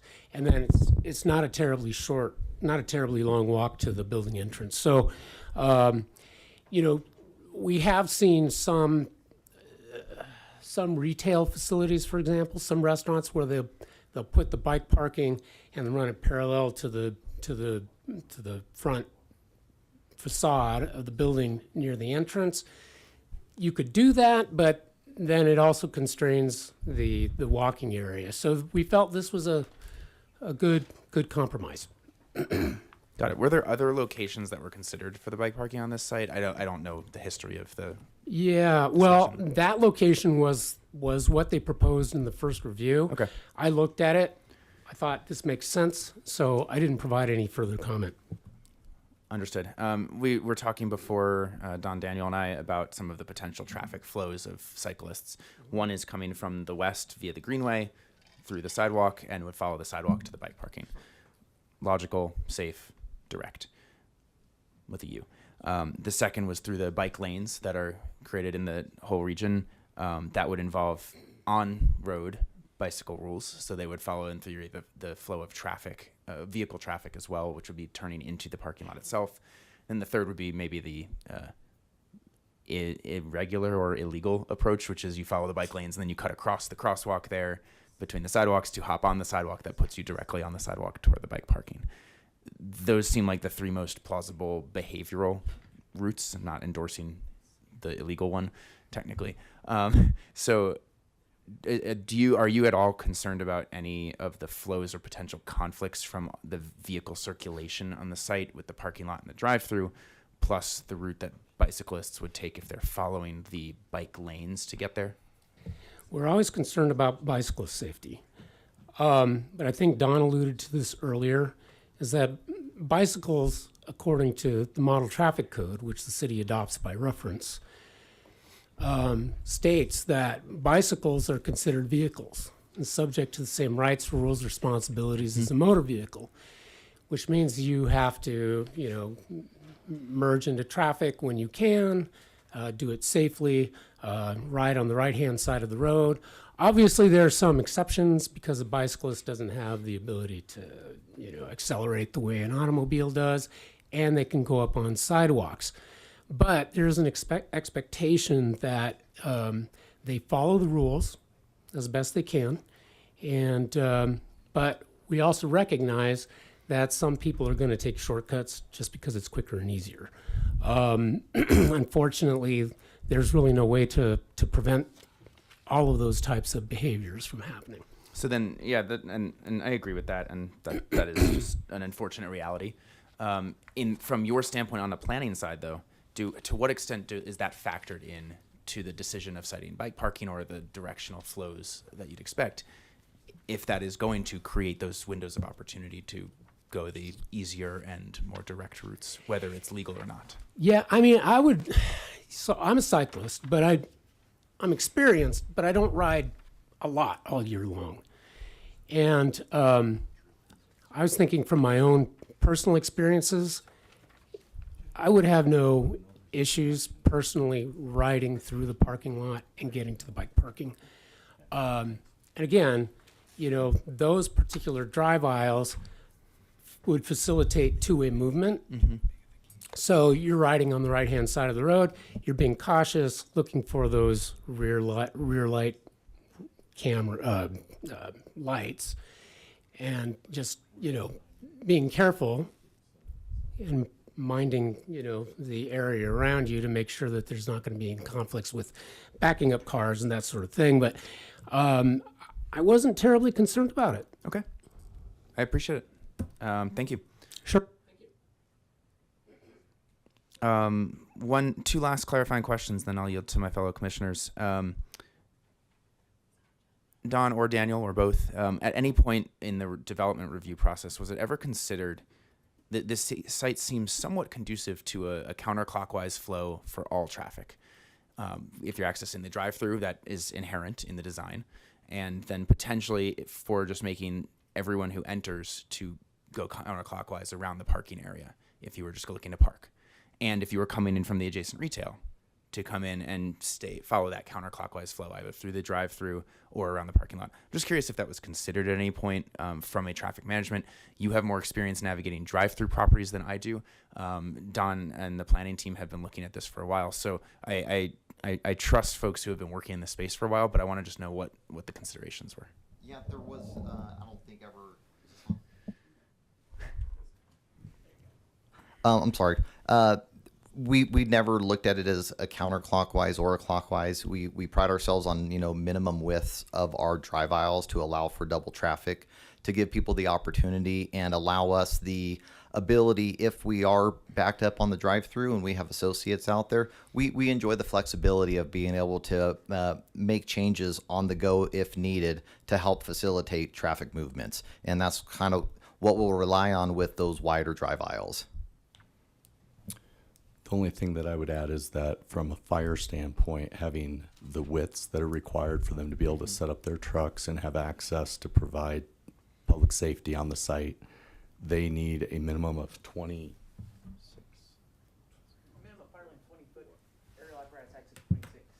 So part of that is also in play then when we look at restricting the lane widths to be in one way. If they are narrower, then our fire vehicles trying to get in there to set up don't have the room. Oh, absolutely. I'm actually not concerned about the width at all. I'm just concerned about the traffic flow. And I'm wondering if there are too many points of conflict with how this, so I'm going to sit with that for a minute and decide if I'm overthinking this. And hear what my fellow commissioners have to say here. I appreciate the direct responses and the clarifications. Before I passed over, Don, I was just curious if there was any map that showed the crosswalk before in the packet here. So there is not.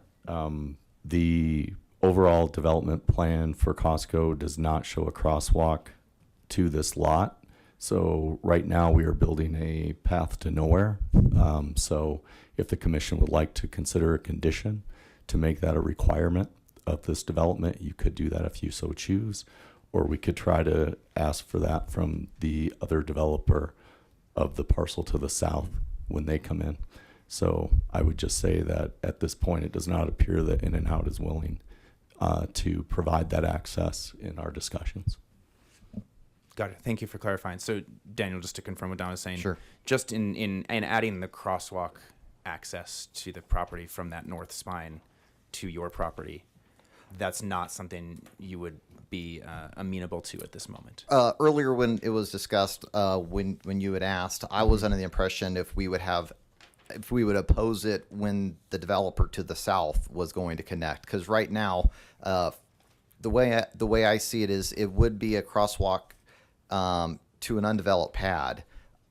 When you had asked, I was saying we would not oppose that future developer that develops there to add that crosswalk. The way our site's laid out, I do see an access to our site using the current layout of the plan. So my desire would to be ask the developer to that south when he comes in to add the crosswalk, because as it sits now, there is safe access to our site. Noted. Thank you. Jeremy, a quick legal question. Is there any I mean, the crosswalk technically goes on private roadway that is not the applicant's, from what I understand. Is there any legal constraint that we would have of proposing a condition for a crosswalk that's not on their property per se, but connects to it? And any staff can answer this if that has been discussed. Good evening, Commissioners. Jeremy Terrell, Assistant City Attorney.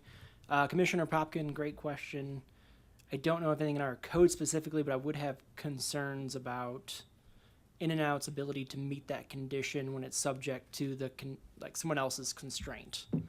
I think the condition is better imposed upon the developer coming into the south, who would do that crosswalk and has control of the property, versus In-N-Out, who doesn't have control of that property. I know it's a little bit weird right now because we have the developer in the room. They're all working closely together. They have the easements and access agreements, but I don't think we could require In-N-Out to have that as a condition for their approval. And if I might just add on to that, we don't have control of that property, right? So I don't want to. We're talking about the roadway, right? We're talking about the property to the south that it would connect to. Yeah, but the crosswalk is just in the roadway with maybe the like sidewalk and wheelchair accessible access ADA point. ramp. Yeah, Right. The that's private roadway? The private. like the Costco Drive entrance. But it's all private, Costco owned. We don't control it. We don't have the right to go in there. We would have to get agreements from Costco and any other developer that is in that area that owns the property that Costco doesn't, directly to our south. Okay, thank you. I will yield to my fellow commissioners for now. Appreciate all the clarifications. Thank you. Thank you. Commissioner Boone. Thank you, Chair. I have two really quick questions. The development directly to the east, which is under construction right now, so maybe this is a question for Drew, or maybe to you, I don't know. What are those businesses intended to be, or do you have tenants yet? I have a few. It's a mix of quick serve restaurant, a dental, nail salon. So it's going to be some food, some medical, and then I don't know for the rest. Okay. So my second question is related to that, actually, because do you feel comfortable? Well, right now, the site for the In-N-Out project is part of the construction site for the other building, and it's being used for staging or whatnot. So, and the other building is way ahead of the In-N-Out site. So what happens when the other building is finished and it's got its parking lot? Will the construction traffic come from that east entrance and go through? And do you have enough staging area on the In-N-Out site to not interfere with the traffic on the Costco road or the parking lot of the building that's under construction? Presumably, it's going to have tenants in it before this one's even under construction. Yeah, and my understanding is In-N-Out can stage and build just on their property, but I'll let Daniel confirm that. We are, I don't know if it's official, likely to use the same builder. So there's a lot of pre-work that we're doing for In-N-Out. The parking, obviously the drive-through or the drive-in, we're constructing because we're first there. So a lot of what they are going to own at the end of the day, we are constructing because we're first in. So at the end of the day, they'll have to do their building, most of their parking lot, their drive-through, that kind of stuff. But a lot of it will be done beforehand. Okay, thank you. In general, I think it's a good project. I like the project. We've seen several other drive-through projects in the recent past, and I think this is probably the best one. So I appreciate your efforts. Thank you, Commissioner. Appreciate that comment. Thank you. Thank you.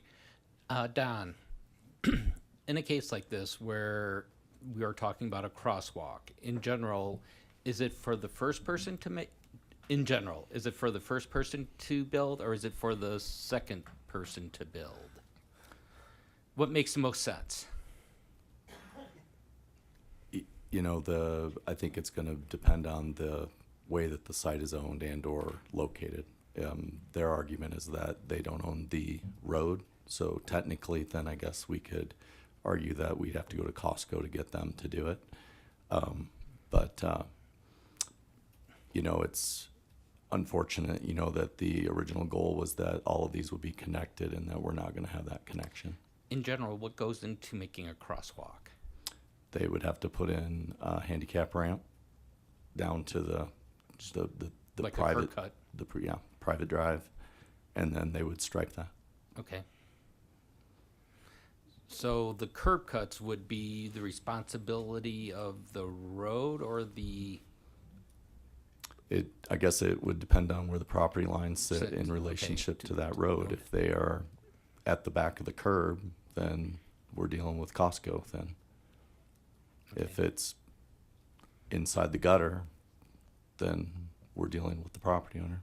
so what would you suggest as a way that if we want to make sure that this gets done, but we don't really feel at this point to put it on In-N-Out Burger, what can be done to facilitate getting this crosswalk implemented? So my recommendation at this point would be that another condition be added to the plat, that we get a public access easement from their sidewalk out to the Costco road so that we can have the ability for somebody to be able to construct that handicap ramp And to then receive. and then we'd have to do that when we do the site plan for the south side. Correct. And then based on what I've heard from the developer who's sitting here as well as the applicant is that we're still going to have to deal with Costco because it's their road. Okay. So So we can put in a condition, but we can't condition Costco to finish off the work. correct. Okay. Thank you, Commissioner Popkin. Yeah, thanks, Chair, for clarifying a few things there. I just want to state for the record. Look, I know that through corridor is not there, but there is an existing sidewalk already that goes to that space where we're talking that the only thing missing would be the curb cut and a crosswalk. Correct. There is already a crosswalk and curb cuts directly west of there by about 15 feet to get across towards the rest of the Costco parking lot. This seems very fitting with the layout of the rest of the site. And so I guess and it would seem like a missed opportunity and perhaps just a vast inconvenience from a flow standpoint to not have that direct connection from the Costco area. So I'm very much in favor of the overall plan that the applicant has brought forward. I think this is a missing piece to just make it really fit within the goals of a regional center that is walkable, that is for multimodal transportation uses, that should attract customers to the advantage of, frankly, everyone who's running a business in this whole regional center. So I would welcome, maybe some of my fellow commissioners have a suggestion on how we can resolve this. Really, the only things left are a curb cut. It's not like we're building a whole extensive sidewalk pipeline. And I don't even know if waiting for the next businesses to come into the south would solve this problem either. So I don't know if waiting for that actually is prudent to do. The concept, Commissioner Popkin, we don't disagree with. I agree with everything you guys Yeah. are saying, but we only control what we control. Yeah. What you're asking of In-N-Out to do is to make improvements on somebody else's land that is a condition you might put on us that we may not ever be able to meet, which means we may not never be able to build our store. So Correct. although we don't disagree with the concept, pedestrian safety is a number one concern of ours, but legally speaking, and the way these approvals will need to get had, I can't sit here today, all the effort and time, the 4 rounds that we've gone with our plan checks, for what appears to be a small condition you'd be placing on us could be a fatal blow. So we like to control our own destiny. And although depending on the position, as Don suggested on the plat, I don't believe we'll have any opposition to that. We'll have to see where the property lines are. Happy to look into that. Was it a missed opportunity? Perhaps it was. But to the extent where we find ourselves right now, it's a condition that, as much as I want to comply, trust me, I want to comply. What you're asking of us is something that we can't do. I respect that. I appreciate it, Daniel. And I'll just state where my intention is coming from. And just from my side, we're not trying to be difficult. Genuinely, it's Costco's road. I agree with you. I agree with Daniel 100%. It's a missed opportunity. I'd love an opportunity to make up for it.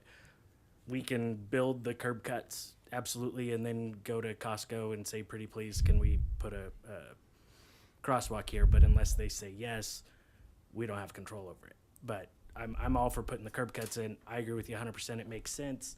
But it is Costco's road. Yeah, no, I respect that. Look, my intention here is to clarify a safe, walkable area. I don't have any intention of putting a condition on this that is impossible for the applicant to meet, which is hence why I involved our attorney in my previous line of inquiry. So I fully respect that.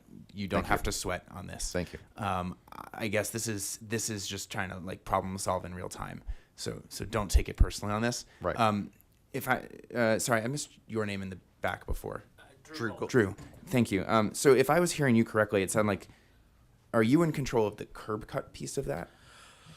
On the, I guess we're looking at that would just be on the in and out side, right? I think technically at this point, yes. Right.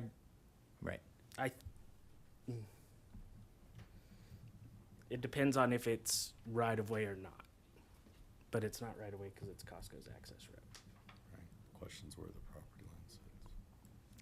So while you're figuring that out, here's the problem I don't want us to run into, which is we get through this is built, there's a great regional center that is activated and people want to walk across, and because In and Out didn't build a curb cut on their side, and then we were waiting it's like a chicken and egg problem times like 4 on who's going to do what at what point. Nothing happens here, and you just have this kind of disconnect in the flow. So if there is a reasonable condition we can add to set this up for success that doesn't prohibit the applicant from moving forward, that's where my interest lies here.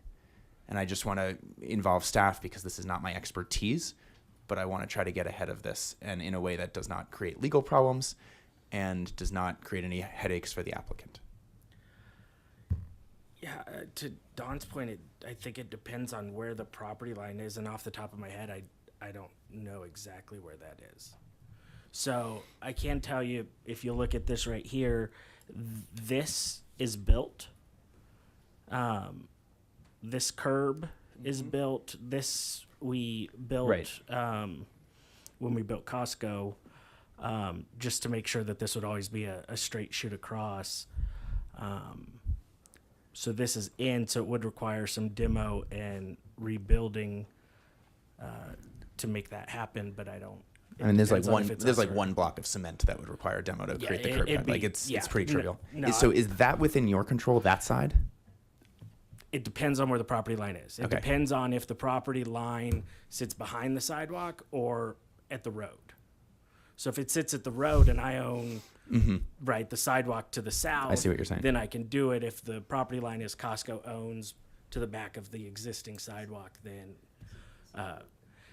Costco's amenable, right? They don't want anybody to be hurt on their drive aisle, so they're likely to be amenable to this. But we just Through their utilities also, we have to take consideration, cable, gas. This is bigger than, yeah. unfortunately, I don't want to open a can of worms that we can't close back Yeah, down. that's- This is bigger than just Addison striping, I wish it was. So again, for the applicant's reassurance and developer, like I don't want to open a can of worms that can't be closed either. But given the integral nature of this connection between the retail, Costco, and other retail and housing that is going to be coming up the south side, I think it's prudent for us to spend a little bit of time seeing if we course. can get this right. Of course. So again, that's my goal here. I think you had something you want to add. Oh, no, I was just okay. here to finish up any other questions. So it sounds like, if I'm understanding, maybe Don, Jeremy, Grant, on this, we're trying to clarify the property lines on both the north side of that entrance road and the south side to figure out, I guess, first and foremost, who's in control of the curb cuts. and the ADA accessibility. Secondly, then I think we've already established that the crosswalk itself, which is really just paint, if I'm understanding correctly, unless it's like a raised crosswalk of some kind. But if it's just a traditional crosswalk, it's paint. That's Costco's decision, and requiring that would not be legal for the applicant to act on. Okay. Good. I will pause my question. While you're up, I'll ask one more question, and then I'll let Commissioner Height take it over. It's this pedestrian access that's like one of the core things I want to just clarify and see if we can figure out. The other piece that still doesn't sit fully with me, and I appreciated Staff Member Ortiz's expertise on this. I appreciated the planning department's expertise, is the confluence and possible conflicts of the site flow of vehicles around the parking lot. Conceivably, if we're looking at this diagram here, it's a one-way and let me clarify one thing. Am I misinterpreting the entire flow of the drive-through? Is it going clockwise or is it going counterclockwise? Counterclockwise. So people are, so the They're arrow, entering at the double. Yes. okay, so the arrows are facing the wrong direction. No, they're facing the right way. It's hard to see. Yeah. I think those are like cars, and then. Oh, okay. Yes. Okay, so got it. So so folks enter at the counterclockwise and the northeast side of the site. Yeah, the double entrance. Yeah, okay. That's what I thought originally. So conceivably, you could have vehicles coming from the southeast retail area, coming through that the 7 parking spaces up there. You could have folks entering through the main entrance part of the site, going right, going left, and all coming to try to get to that drive-through. Yes. That feels like 3 too many ways to get to one drive-through access. Which is point. why we love the flexibility of having our associates. I can't oversell them enough, Okay. Commissioner. They're professionals at what they do. We have associate walkways out there within the 2 drive-through lanes. At times we'll use delineators, we'll use signage. They are all with headsets communicating really clearly. Our goal is to not have this turn into a scenario as which you're imagining it could be, and it very well could be without proper training and efforts and personnel on the ground. This is what we do. This is what we thrive in. This is what we'll excel at. Noted. Thank you. Commissioner Height. My question with the curb cut is it's to deal with the practicality of it all. First of all, Drew Golden, you own the property to the south? Yes. Okay. Don, the walkway to nowhere is directly south, kind of on the property boundary of Mr. Golden's property to the south. And it comes up and it's this, on this map, on the west side, the dotted line next to the hard line. The light gray one? Yeah. Yes. I'm assuming the hard line's Mr. Golden's property line, the dotted line's the edge of the sidewalk. Roughly, I would say that's And it comes Correct. up to Costco Road, which is directly south of your Daniel red pedestrian access way. Yes, sir. And then there's a driveway, it looks like it's already cut to get into the parking lot. Why couldn't you just go straight across, right there? Why couldn't we make you put a curb cut in directly opposite the sidewalk to nowhere, so that the sidewalk goes somewhere, and then you make it connect to your red line? You could do that. I'm sorry. I'm sorry, Commissioner. I don't If you follow go straight north of the lines I was just talking The about. gray ones? Yep. If you went straight north and put a handicap access curb cut on your property that went to nowhere until the sidewalk gets built, then we could impose upon Mr. Golden or whomever develops this property with the sidewalk to make a similar curb cut. And then Costco could put in striped lines.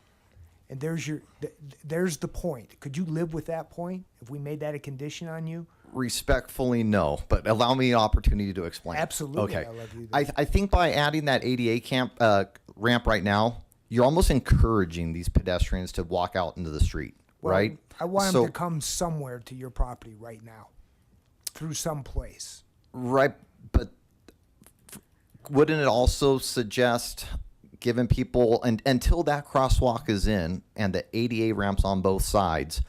I would prefer not to have a handicap ramp there, which is encouraging people until the proper safety striping is installed on Costco's property on that private drive. I would prefer not to have that handicap ramp there. Does that make sense? True. I have the authority, or we have the authority, 1502-060C, to put a timed requirement upon you. Would you accept the requirement in the future, as soon as that sidewalk from somewhere gets to somewhere, would you then accept the responsibility to put the curb cut in then? I mean, you could probably more easily do it now. I If agree. you want to come back and do it later, because it needs to be there. You're hearing that. No, and I'll go as far as to say I agree with you guys, right? Don's going to throw something in the back of my head here because I think it was a missed opportunity, but we're doing what we can to try to fix it. So to the extent that if I were to say, yeah, I'll just go ahead and throw it in right now, it takes away from my whole point I just made, which is it comes down to primarily pedestrian safety. I hear what you're saying. So that the timing, I would be fine with no later than, say, 12 months after the completed entitlement for the property to our south. Would that be fair? Don. Go ahead. No, if you want to opine? Come on, Josh.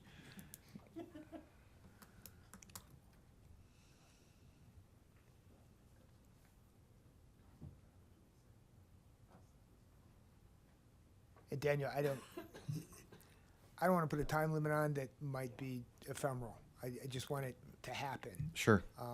effectively to allow you to go forward and your point's well taken that if you build it now, maybe it becomes an attractive nuisance and somebody goes there who shouldn't be there, and that's an appropriate concern.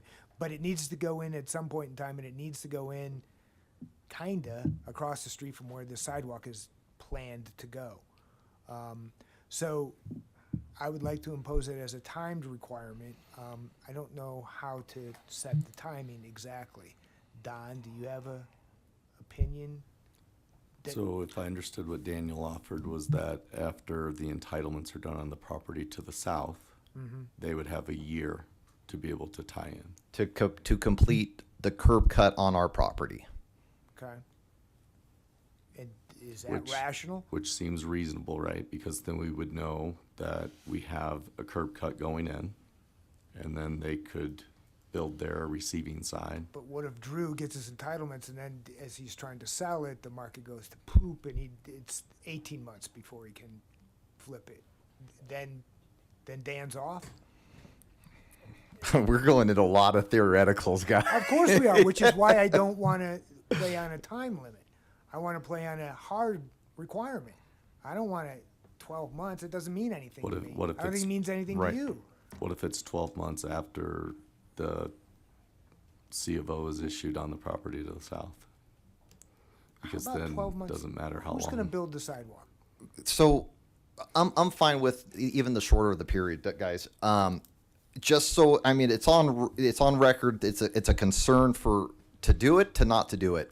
But if we're going to be held to a timeline, as a gesture of how we want to contribute to the city of Longmont, I'll fall on the sword. We'll commit to doing it at whatever time period you guys want to give me. But I do think there's a certain amount of exposure that's going to be had if we're asked to put this curb cut on behalf of the city, and God forbid something happens because there is a curb cut there and no sidewalk. I appreciate that, and to the extent I ever suggested that we do it that way, I'll track that. But I do think that I would impose it as a future requirement that when the sidewalk's built, for you to mate up to it with a handicap. Sidewalks are built. Not this sidewalk that I'm talking about. I don't believe. That's what I understood. No, we're still in the north-south sidewalk one. to the Oh, south. oh, okay. on- Sorry. On the edge of Mr. Golden's property. That's On the south side. Not that No. runs north-south. The east-west, on the south That side one of the road exists. Yeah, but, well, does it? Drew? Right. Yes, the connection down between that one that splits that gray line you were talking about, Commissioner Height. It would not be a bridge to nowhere. It would be a bridge to. It would be a crosswalk, literally to an east-west sidewalk on the south side of that road that already does exist. That just doesn't have a curb cut or a crosswalk. Irrespective of whether there's a sidewalk built from the house pad north, There's still a sidewalk there. And to that extent, Commissioner Popkin, and I'm saying, all we'll agree to go in and put it in at whatever timeline that the ADA, the curb cut. We'll agree to do that. But just so we're all aware of what certain exposure may exist out there to do the crosswalk or even the curb cut prior to. Completing the crosswalk. Don, Yeah. are there provisions with the city? I would assume there has to be where a city can go at some point and tell people we need a crosswalk here, Typically not within a site. not within a site. This is Not your- unless they were to come This back. is your one time when you're approving it. The only other thing I guess I would point out is that if we show the location of where that sidewalk would be constructed in the future, and hopefully we could have Drew, I'm assuming that is gonna have to go back to Costco for approval, part of the agreement. They would at least see where this curb cut's gonna go, or this handicap ramp's gonna go. If they have concerns with it, then they don't approve it, or they let them know that there's an issue. Because Drew said that Costco has to sign off on the site plan, right? Costco already signed off on the site plan. But if we require a condition, I'm assuming you're gonna have to take it back to them. Let me rephrase. Costco has to sign off on. I don't know how the RE is written. Costco has approved the general site plan as long as there's not material changes. But there'd be material changes. Yes. We would prefer to not have any condition that has to do with us doing the crosswalk. It's land that we don't own. It's going to open cans of worms that we don't know what's going to be inside. To the extent that we're considering the overlook from the previous site designs, happy we'll do the condition us for the ADA ramp. Happy to do that, timed or not timed. We would prefer some time limit, so it's not going in right now. But to the extent the city's okay with that exposure and putting it now, we'll go ahead and put it now. Just wanting to be amenable to what you guys want, and safety is always first. But Commissioner Popkin. Thanks, Chair, and thanks to my fellow commissioners for trying to help get to a solution here, and frankly to Drew, to Daniel, and the applicant team, and to Don and staff too. I think we're getting close, and I wonder if, by sheer circumstance of this slight exception to the normal process of what our role normally would be, if that's actually an asset here. So we're a recommending body on this, correct? Correct. So is there a way we can have a condition as a recommending body that before city council approves this can be, I mean, this is fundamentally about a little bit of commitment from Costco for some paint, like as that bridge to literally create the bridge between two sides of this. That's what we're talking about here. And so, I don't have language yet off the tip of my tongue here, but I'm wondering if, as a recommending body in this role, we can maybe leverage that so that the project can move forward to the next phase, and then before city council signs off, that conversation with Costco can be solved.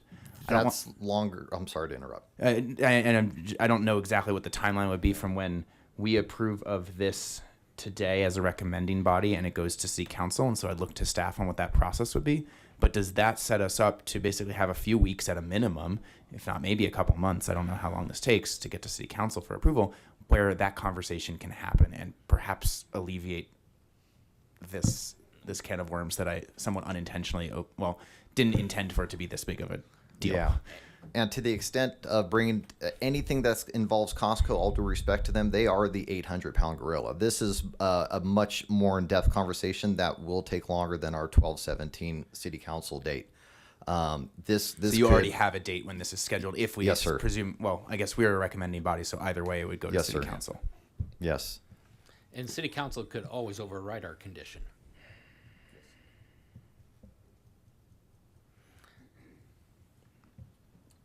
I don't have a clear answer. Jeremy, do you have a thought on tip of your tongue? Can I pass the baton? You may pass the baton, of course, Commissioner Popkin.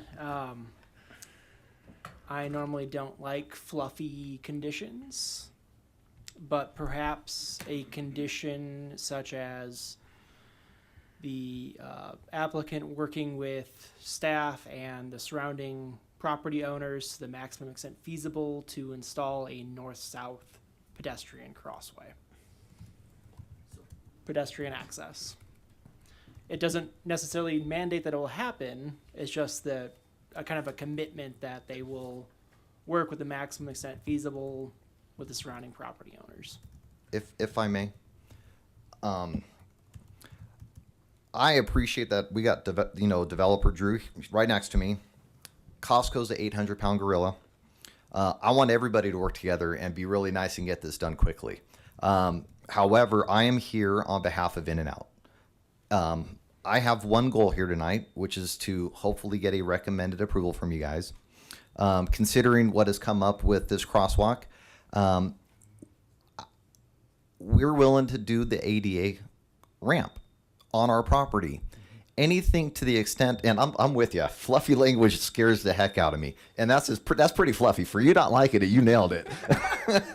But I will say that my request is simple.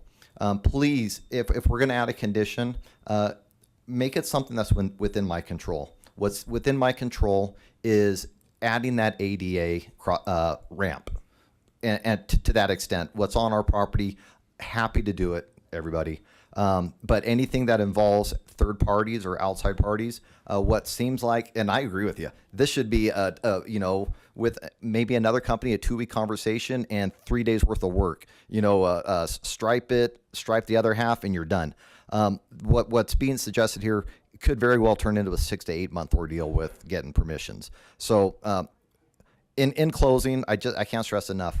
I respectfully request your guys' recommendation to City Council with the condition of adding an ADA ramp with or without a timeline that you guys prefer, as well as the plat. With that, anything short of requiring third-party approvals, it would not be considered a success in my own mind from tonight, as for what I hold myself to. Thank you. Don?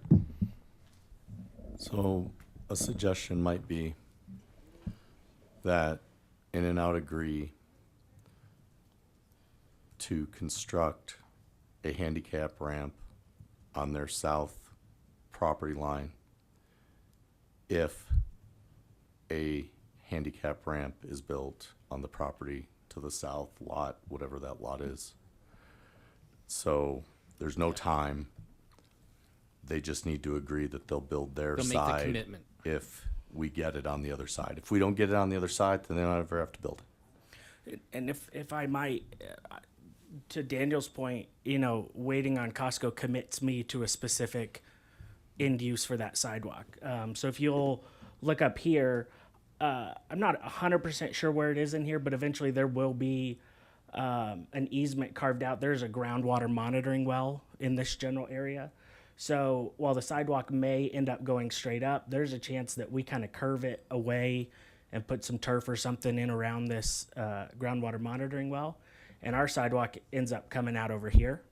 So if our site plan, if you're going to force us to do it here right now and condition it on Costco, we may get a couple years down the road and develop this piece and realize, well, the easement we need around this groundwater monitoring well doesn't allow for the sidewalk to go right here. And we have to curve that sidewalk to this crosswalk area here A where little the more to the east. street is. Yeah. So if, to Don's point, if we can make it conditional on a time of this lot, so we know where In and Out is best positioned to put theirs on the other side within a time period. And then, and like I said earlier, you know, Costco's amenable for the most part. They're not quick, but they are amenable, and they recognize public safety being very, very important as well, right? If you look at their site plan and all the access sidewalks they have through their site to make it available to the In and Out lot, to the Lazy Boy lot, to the bank lot, and what connects to House Pad, you know, they don't want anybody hurt on their property. So I have no doubt. I think they would be amenable to this because this is what's in the best interest of Costco, In and Out, us, public safety, the city. But I greatly request with Daniel that it be a timed thing for the future. Thank you, Commissioner Height. Drew, are you Diamond G? Yes. Good. If we can go, if there's any way, shape, or form that we could pull up attachment 6, which is the actual site plan, Attachment 6. to the materials in the packet submitted to or to the commission. It's the site plan.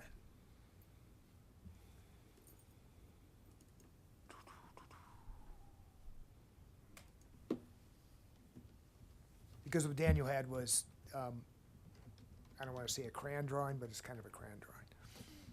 This is a CAD drawing.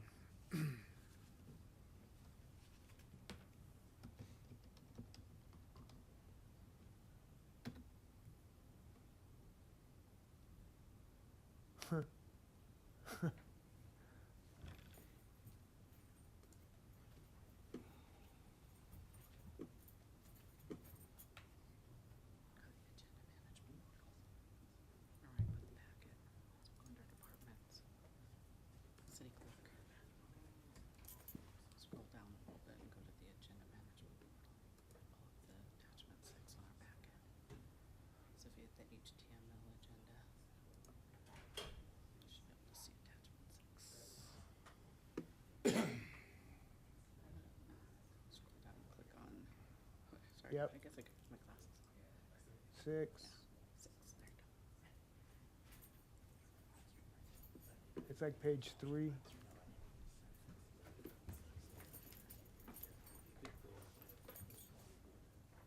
Boom. So Don, the sidewalk looks like it comes up Jags West and then goes on the edge of this property in the gas station. Is that correct? The dotted line. One more time, I'm sorry. Okay. Could you repeat that? I'm sorry. The sidewalk, the north-south sidewalk, is that a condition of approval that's already existing against this PUD or this modified site plan for the Costco project for this? Where does this sidewalk? You said it's established. How? So my recollection was that it was shown in the multimodal transportation plan for the overall Costco development to be able to give people the required direct access from the Costco through the parking lots out to Harvest Moon. And the only way that we could do that is to have a north-south sidewalk along all of those lots that then tied into the access points on the north Costco lot or driveway and the south Costco driveway. So we don't know for sure if this sidewalk is on So- Costco's lot. So the sidewalks are on the undeveloped lots. We are requiring the sidewalk, north-south sidewalk, on every lot that's been going through the development process to provide that access. So on this site plan, the property to the south is Irwin Thomas First Farming Lot 3, Correct. owned by Drew, Golden or Diamond G. And we think, or you know, that sidewalk's going to be required as part of the development of that lot. We are going to have at the Lazy Boy, which is on the south half of this lot So it's even further south. 3. Right.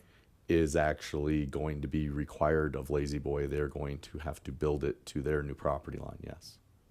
Is that So- a subdivision of lot 3, or is it gonna go all the way up to this corner? I didn't think it was going to the, It's not yet, because and- they subdivided the lot for Lazy Boy to be able to purchase the south so half it's of gonna it. build it close, but not to the end. Correct. And Drew was just explaining that when it gets to the end, it might deviate east, It it might might. deviate west, it might whatever. And to his point, which was, what I was suggesting, to be straight across straight north of where this depiction is, might not make sense. And what I think I would like to propose, as an additional condition of approval, and I'll get to it all, and I'm throwing it out here for people to think about, which is that an additional condition to the first one, which was to get approval of the site plan, I think, is that on the site, that the condition be that once this sidewalk is completed on lot 3, or what is depicted as lot 3, that In-N-Out match it, on the opposite side with a ADA compliant, curb cut, that Costco may or may not approve a handicap or a cross ramp across its driveway, but we would also, I don't know if we can do this either, Jeremy, which is impose upon Drew right now the obligation to make a curb cut on his side. It's not even in front of us. Do we just make it a, Which is why we put the condition that if that is done, then In-N-Out is required to match. well, it's gonna be required at some point because it's in the original site plan development The, of the Costco development. as every one of these lots keeps coming in, we have been requiring the sidewalk and extending it to the north. This last piece on the north side of lot 3, we would work with Drew or whoever is doing the site plan to extend it to tie into the east-west sidewalk. Then we would look to see where it makes sense to do the curb cut. And then we just need In-N-Out to Right, agree and to it's- construct it right. if we get that done. If we don't get it done, then there's no Don't have to connection. do it, right. And I think it's probably also fair to say to In-N-Out, because as it's depicted on this site plan, it goes north, it jogs west, and then goes north again. It doesn't even come close to the In-N-Out lot. I mean, it goes to the one side of it, but they can't make a curb cut in the Costco gas station. Right. So I think the condition would be when the sidewalk is completed and if it is across North Costco entrance to the In-N-Out lot, whatever that lot is gonna be called, that In-N-Out then be required, and I don't know, maybe you put a time limit on that, but it'd be required to create a curb cut that matches and allows for a pedestrian access way across North Costco entrance. Does that make sense? to the Yeah, I rest of think my- Jeremy, or, sorry, Matthew wants to take a swing at this. Matthew, Thanks, Chair. I think I have. I'm building off of Commissioner Height's intent here, and I think I have some language that makes it a little bit more straightforward. I don't think we need to wait until that north-south sidewalk is complete. There is already an existing east-west sidewalk. Jeremy, is it kosher for us to pull up Google Earth right now? It's a public tool and resource that the public, the applicant, and the commission all have access to. Can we pull that up for a second? Because this will make this really easy to see. sure.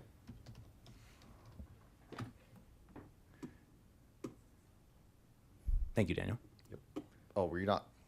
Oh no, Was you that can- okay? You can pull it up. Yeah, come on. I thought Jeremy was doing it for real, and then I realized he was just tapping his I don't want fingers. to steal your thunder. Okay, no, you can. You know your address. Okay. You can pull it up. I just want to get to the site and show the visual because I think that will help everyone in the room.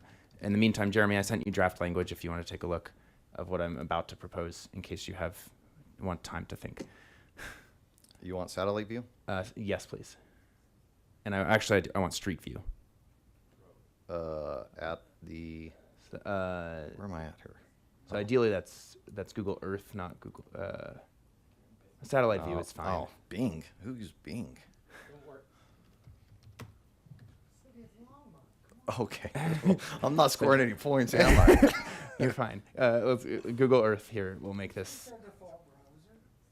Well, let me get Google first because this stuff on Bing. Google Earth specifically. That will make it the visual that we need. Yeah. Maybe we can have the lawyer solve Fire this away. one.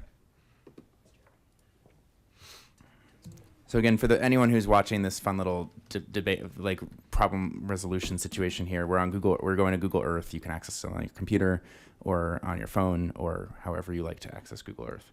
It's a public resource. Great. Okay, we're super close. Let's just zoom in a little bit more. So Eric, pause here. So this is what's already built.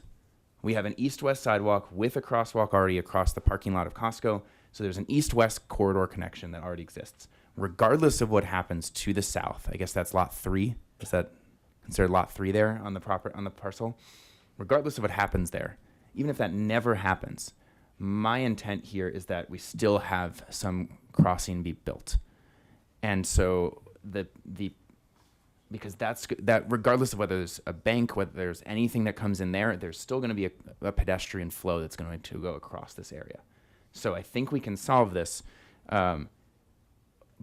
by doing this conditional condition, such that it doesn't put the onus on the applicant to do something that potentially creates a code compliant ramp to nowhere, and it doesn't commit the applicant or the developer here to do something without the crosswalk also being in there. So the language that I would like to propose, I'll toss it out casually before I make a motion on this, and then welcome Jeremy's feedback if he has any suggestions, and the applicant and any staff, is that the applicant agrees to, so this is will be a condition added on. The applicant agrees to construct a code compliant curb cut on the applicant's southwest property line within 12 months if a code compliant curb cut is constructed on the north side of lot 3, connecting into the existing east-west sidewalk. Before the applicant responds, I would like to consult with the assistant city attorney.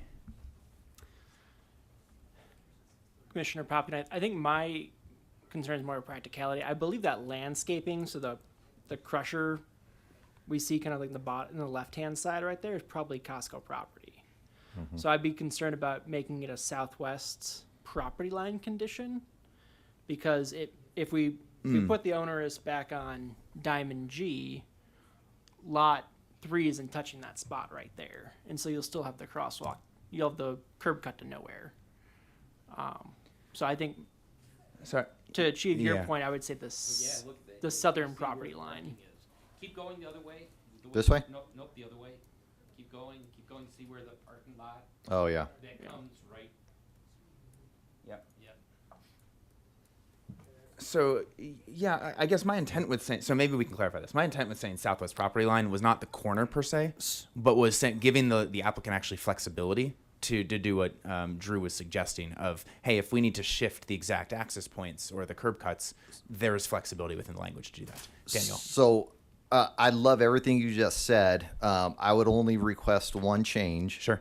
Is that I've actually I've got a great boss. I really do. She's been texting me this whole time, but she's had a great idea. And I'm trying to pull up. Hey, Dawn, would you mind driving her for a sec? Get me to my slides. I would like to show you guys something real quick. Please.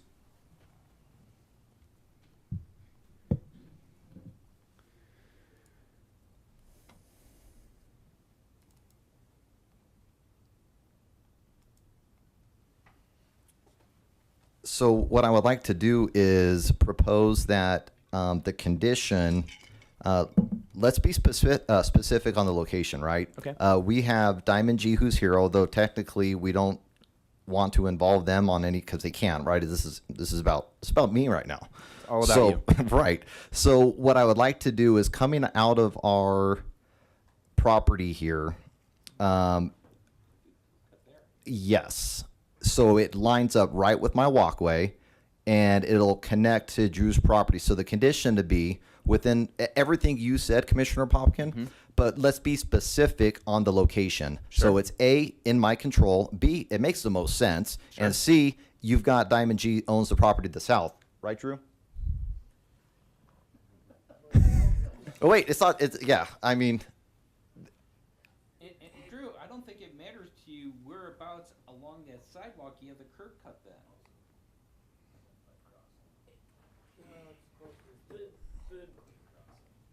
I don't.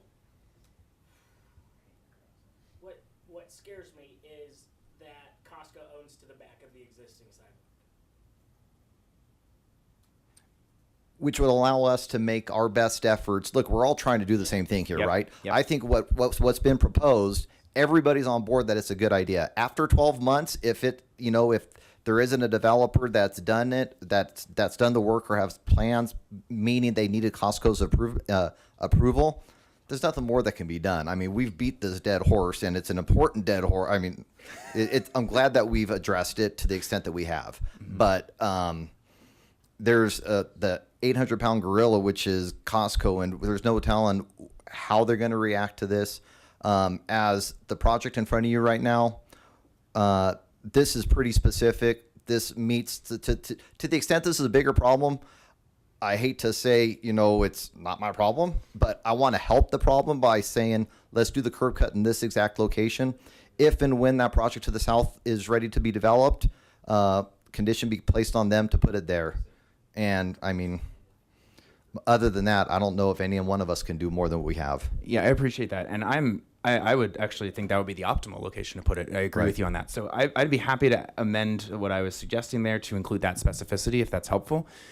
If you would appreciate having a little flexibility, 12 feet plus or minus in either direction, or 10 meters, like whatever range of flexibility, just to have that from a construction design standpoint in case something comes up. Happy to do that. I don't want to make it overly onerous in case you run into something or Drew needs to shift it by 10 feet. Yeah, I don't see that being a problem. I think the intent, everybody agrees that's the ideal location. But if it helps Drew and the future owner of that pad develop his site, and maybe Costco has a say, we would be amenable to that.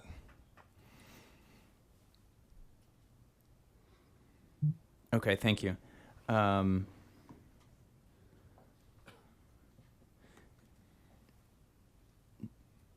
Jeremy, thank you for sending me some updated language there. It doesn't address what Daniel was suggesting specifically, of like demarcating like exactly the location. I don't personally object if we just say southern property line. The applicant can do what they deem appropriate where they want it, if it is not restrictive. Yes, if it's not restrictive for me, yes, 100%. As long as it's within my control, I'm okay with that too. The last thing I would want is for the developer to the south to suggest it to be in a location that interferes with my gas, water, drive-through, anything Exactly. like that. So if it's in my control, which is how this whole thing started, I'm good with that. Great. I will read then the slightly tweaked language that the assistant city attorney and I were working on, and then I'll pause to see if Commissioner Height wants to add anything or adjust anything from there. I do not want this. I would not be supportive of this, and I don't think it would solve the problem if this is conditioned upon that north-south walkway being built, because I don't think that is fundamentally necessary for the site flow. And my hope is that the applicant, the developer who's present, and that Costco can work together in good faith, stemming from this discussion, to make this as seamless and frankly economical as possible to do when it makes sense for each of the respective parties. Right. So the language that I intend to propose, unless there are friendly amendments to this, the applicant agrees to construct a code-compliant pedestrian walk on the. Do we need to specify a curb cut? No. Do we need to specify curb cut to get that ramp? About ADA Or code ramp. compliant should. About ADA ramp. Okay. Yeah, it's just the curb cut itself. Yeah, the app. John, what should we call it? ADA ramp or what? ADA ramp is what they want to call it. Okay. The applicant agrees to construct an ADA compliant ramp on the applicant's southern property line within 12 months if an ADA compliant ramp is constructed on the north side of lot 3 with an identified pedestrian crossing on the North Costco entrance private drive. Can we just clarify that? Is that 12 months from RC of O or 12 months upon? Just clarify the 12 months. Within part. 12 months It's like if and of. Let me work on that specificity. I agree with you Yeah. on clarifying that. I will yield to Commissioner Height. Commissioner Height. Whose question was why 12 months? Just when it goes in, it goes in. Why put a time limit on it? That might have been my fault. I initially suggested that, but to your point, Commissioner, I'm fine with Matching it when it gets matched. within reason, right? I mean, if they're getting it built and they already have a bid out, and now I'm under the gun to find somebody to do it really quick. Yeah. Yeah.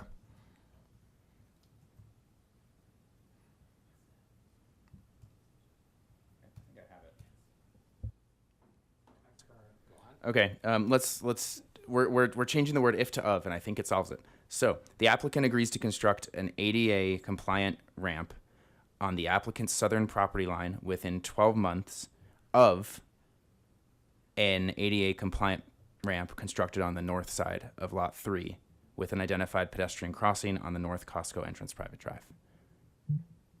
So this conditional condition, Do we want to add the Costco part or not? I don't. No, please leave Don't- Costco don't out of it. Leave Costco out of it. the only thing that references Costco is the north, is the describing the street.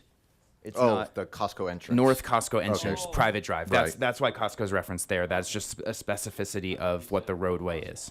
Yep. So I'll read it one more time. The applicant agrees to construct an ADA compliant ramp on the applicant's southern property line within 12 months of an ADA compliant ramp constructed on the north side of Lot 3 with an identified pedestrian crossing on the North Costco entrance private drive. That means Yes. so just in practice, what that means is once, if and when a code compliant ramp is built on the north side of Lot 3, then that's the 12 months. But then that obligates me to putting it directly across from him. And I thought the spirit of this was that the location is going to be within In-N-Out's control. So it doesn't interfere with any of my... It was giving you the latitude on the southern property line. However, I see what you're saying. Yeah. I'm sorry. I have a No, tendency to ideally interrupt. that would be like, it's just weird Right. because there's one step removed between applicant, which is you, and the developer here. Here's what you guys do have control of right now. In-N-Out, right? And not just that, you've got a compliant applicant in front of you who wants to, for the spirit of what we're trying to accomplish, also wants to accomplish it. Let's be specific. Let's specifically say that the ADA ramp, if and when it ever goes In-N-Out can do it on day one, or In-N-Out has to get it done within 365, if we do the 12 months, of when the southern parcel starts or gets entitlement on their land. All I'm suggesting is let's just be specific. It's going in that area to the south of that walkway. You've said it yourself. I said it. That's where it makes the most sense. So to the extent that we're catering to somebody who and if may or may not ever come in and get approval from another third party who's not here, and we want it to be there. When it goes there, we might do it on day one. We may do it. We may wait the 12 months until somebody else comes in. But what you do have control of is In-N-Out, and I'm willing to, let's just say, let's get it done in that location south of the walkway. And this way it clears up a lot of the confusion. Commissioner Teta. Can we just use the word concurrently instead of the, for all of the temporal, instead of 12 months, concurrent?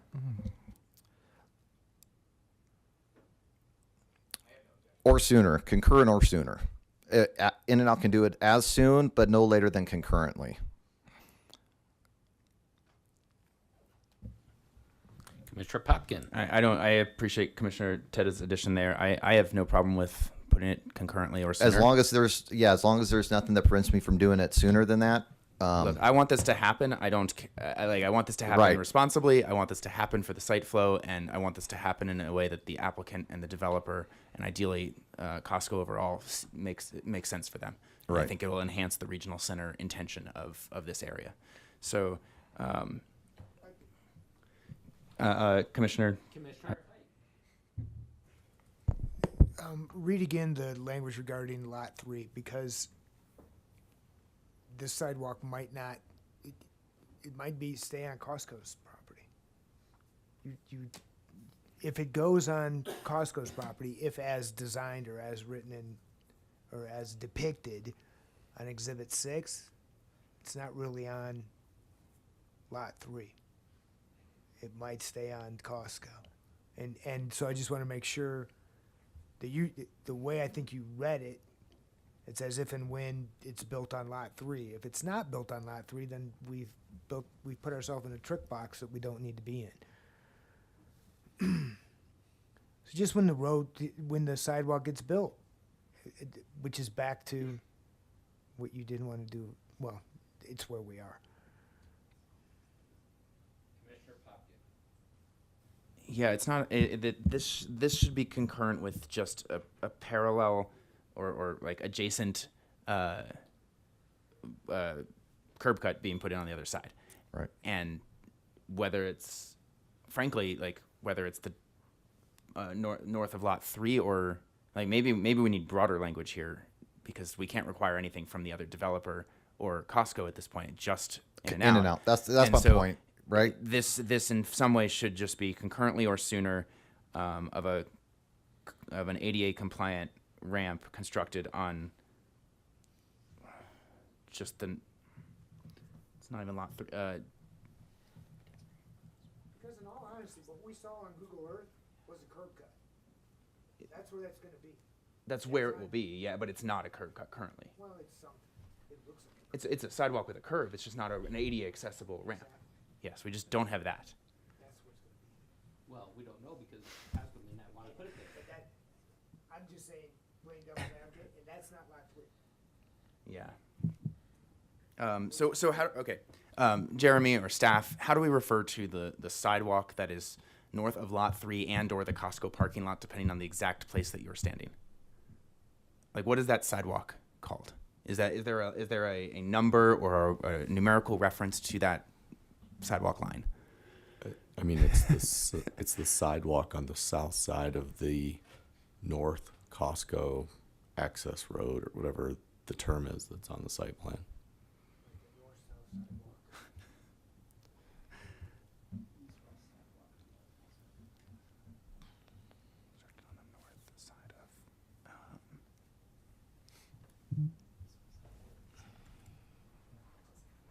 The intersection is the north-south sidewalk.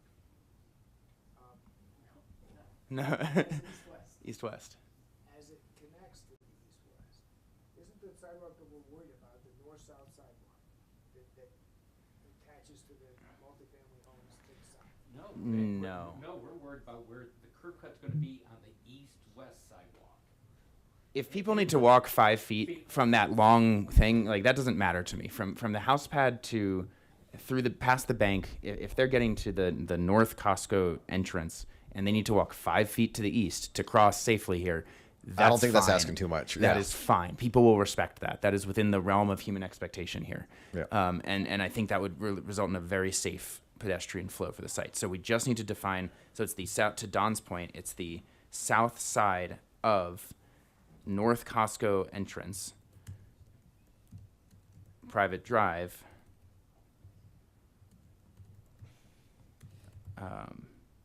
south side of the east-west sidewalk. Sidewalk on North Costco Drive. I think I have this. I will read it one more time for everyone's sanity or not.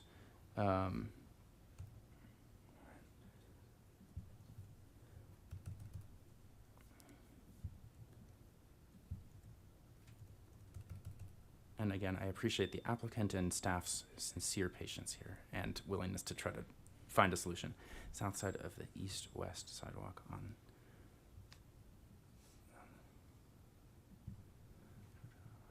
South side of the east-west sidewalk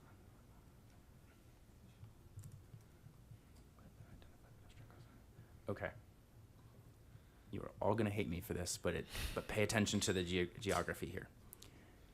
The applicant agrees to construct an ADA compliant ramp on the applicant's southern property line concurrently or sooner of an ADA compliant ramp constructed on the south side. South side. That's of the- redundant. No. You're going to say south side of North Costco Avenue. It's constructed on the east-west sidewalk on the south side of North Costco entrance private drive. Provided there is an identified pedestrian crossing on the North Costco entrance private drive. In an agreeable location to applicant. Because everything you I'm said, fine with that. yeah. I think I'm okay with that. An agreeable location. And Jeremy, I just want to check, if they do put in an ADA walk there before, not concurrent, but before, so basically, ADA, ramp to nowhere, is that okay? Does the city have any concerns that they would be putting and encouraging somebody to walk across the street when there is something not on the other side? I just want to make sure that there's no legal issues for the city on that. It's private property, so it wouldn't impact the city. I can't speak to the applicant's legal liability or who Well, owns the Yeah, but property. we're putting the responsibility to the bill that at any time. We're allowing that. I just want to make sure the city isn't liable at some point because no. We wouldn't Okay. be liable for the private property. Okay. and just for the record, the only reason we're even agreeing to this is because we're being asked to do it. So we wouldn't accept any liability for what's being asked of us either. So. All right. No, not. But I did stay at a Holiday Inn last night. Jane, Jeremy, I sent you the draft language. I think I'm going to motion now for. So to try to bring this to an end, I would like to motion. Oh shit! I have to get the number of the resolution. Just looking around the commission, are there any other conditions that commissioners were thinking of that they'd want to add to this?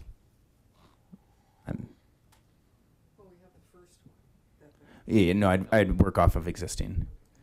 Okay. Approval. Condition 2. Yes. Okay. 224.9. Yeah. Okay. So I would like to motion for conditional approval of PZR 2024-9B, a resolution of the Planning and Zoning Commission recommending conditional approval of the in-and-out conditional secondary use plan with the condition proposed by staff as well as the following language. And Jane, this is exactly what I sent you. The applicant agrees to construct an ADA compliant ramp on the applicant's southern property line concurrently or sooner of an ADA compliant ramp constructed on the east-west sidewalk on the south side of North Costco Drive, of North Costco entrance private drive, provided there is an identified pedestrian crossing on the North Costco entrance private drive in an agreeable location to the applicant. I see a nod and a thumbs up from the applicant. I appreciate their willingness to work through this with us. Of course. That is my motion. We have a motion. Do we have a second? I'll second it. We have a second by Commissioner Boone. Any other comments? I just want to say I do like this plan. I do, in looking over especially the mobility part of it, there were plenty of pedestrian and of bike routes to it. When you get into something like this and you have cars and you have the drive-through, there's no way to have a perfect plan for that. The plan they came up with is a very good plan. The city agrees with the plan. So I am for this. Any other comments from the commission? If not, let's take our vote. Jane? Commissioner Height, We'll vote, yes. Commissioner Tetta, Yes. Commissioner Boone, Yes. Chair Poland, Yes. Commissioner Popkin. Thank you. Chair, that passes unanimously 5-0. Thank you, Jane. This item will now be forwarded to the Longmont City Council for action. If you are unfamiliar with council procedures and intend to appear before City Council, please contact the Planning Division for further information at 303-651-8330. Want to say thank you to Don, thank you to the applicant, and thank you to everybody who participated in this. Sure. Oh, sure, Commissioner Popkin. Yeah, just a quick point of personal privilege before the applicant most likely leaves. I just want to say thank you very much to the applicant and development team for working through that. I know it's a very small piece of a very large thing, but as part of the regional center, I appreciate your willingness to try to troubleshoot that, as well as staff for helping lean in there, and Assistant City Attorney Jeremy as well. So thank you all for getting to a solution that we were all comfortable with. Okay, and that is it for the public hearing items. Next is item number 7. Other business, the 2025 Planning and Zoning Commission applicant recommendations, discussion, and action item. Grant, are you going to run with this?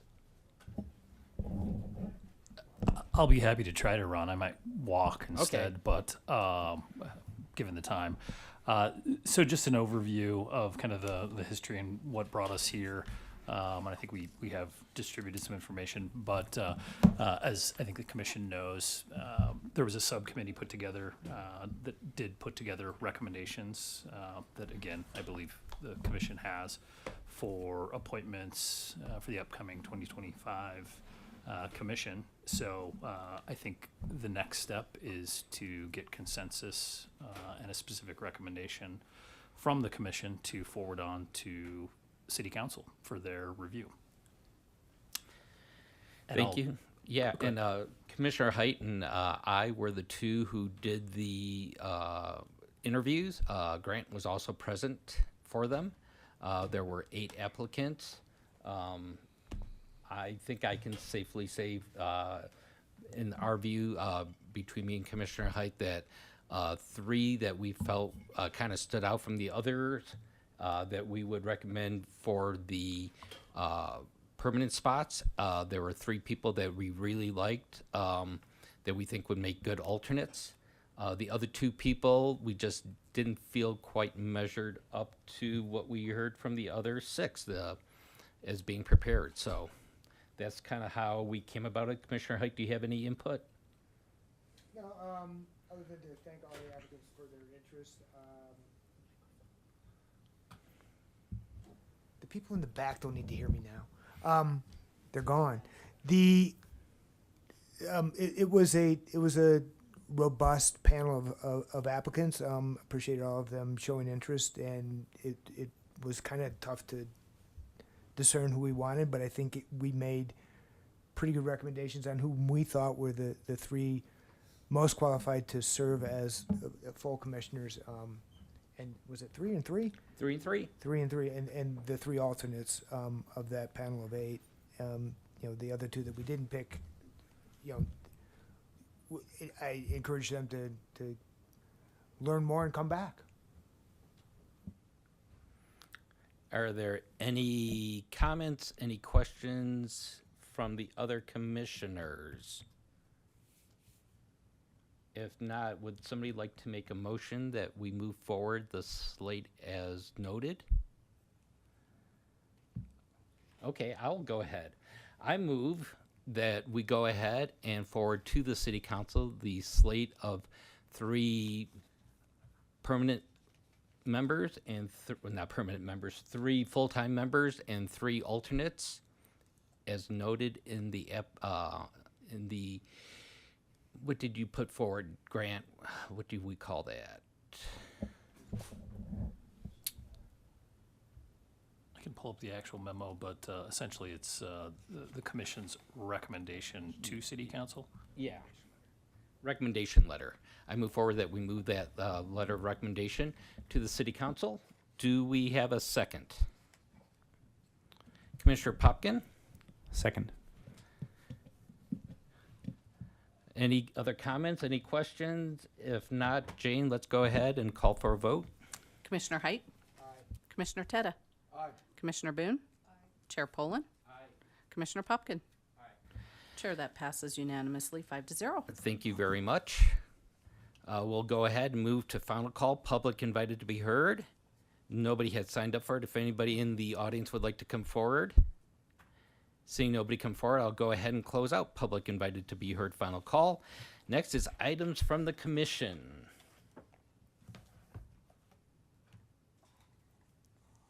Commissioner Popkin. Thank you, Chair. Hopefully this this will not be as long of a discussion as what we just had. For the last couple meetings, I know I wasn't at the most recent one in October, but I think in August I suggested to the commission that it might behoove us to have a study session in the new year on a few different topics that we have run into and that we might foresee coming up as potential trends or issues related to proposals we might face.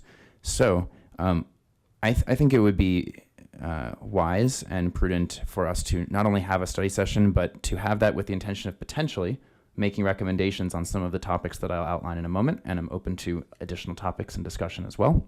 If those are of interest, I have not received any since August from my fellow commissioners. But I think it would behoove us to consider not only those trends and those potential issues, but if there are recommendations that we should offer as a recommending body to City Council in that way.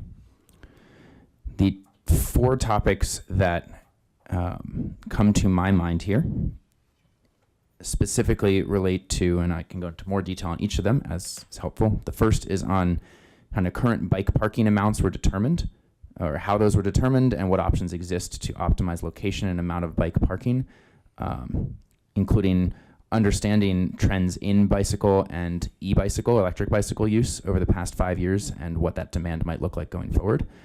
Number 2, the alignment of drive-throughs with different zoning areas in Envision Longmont.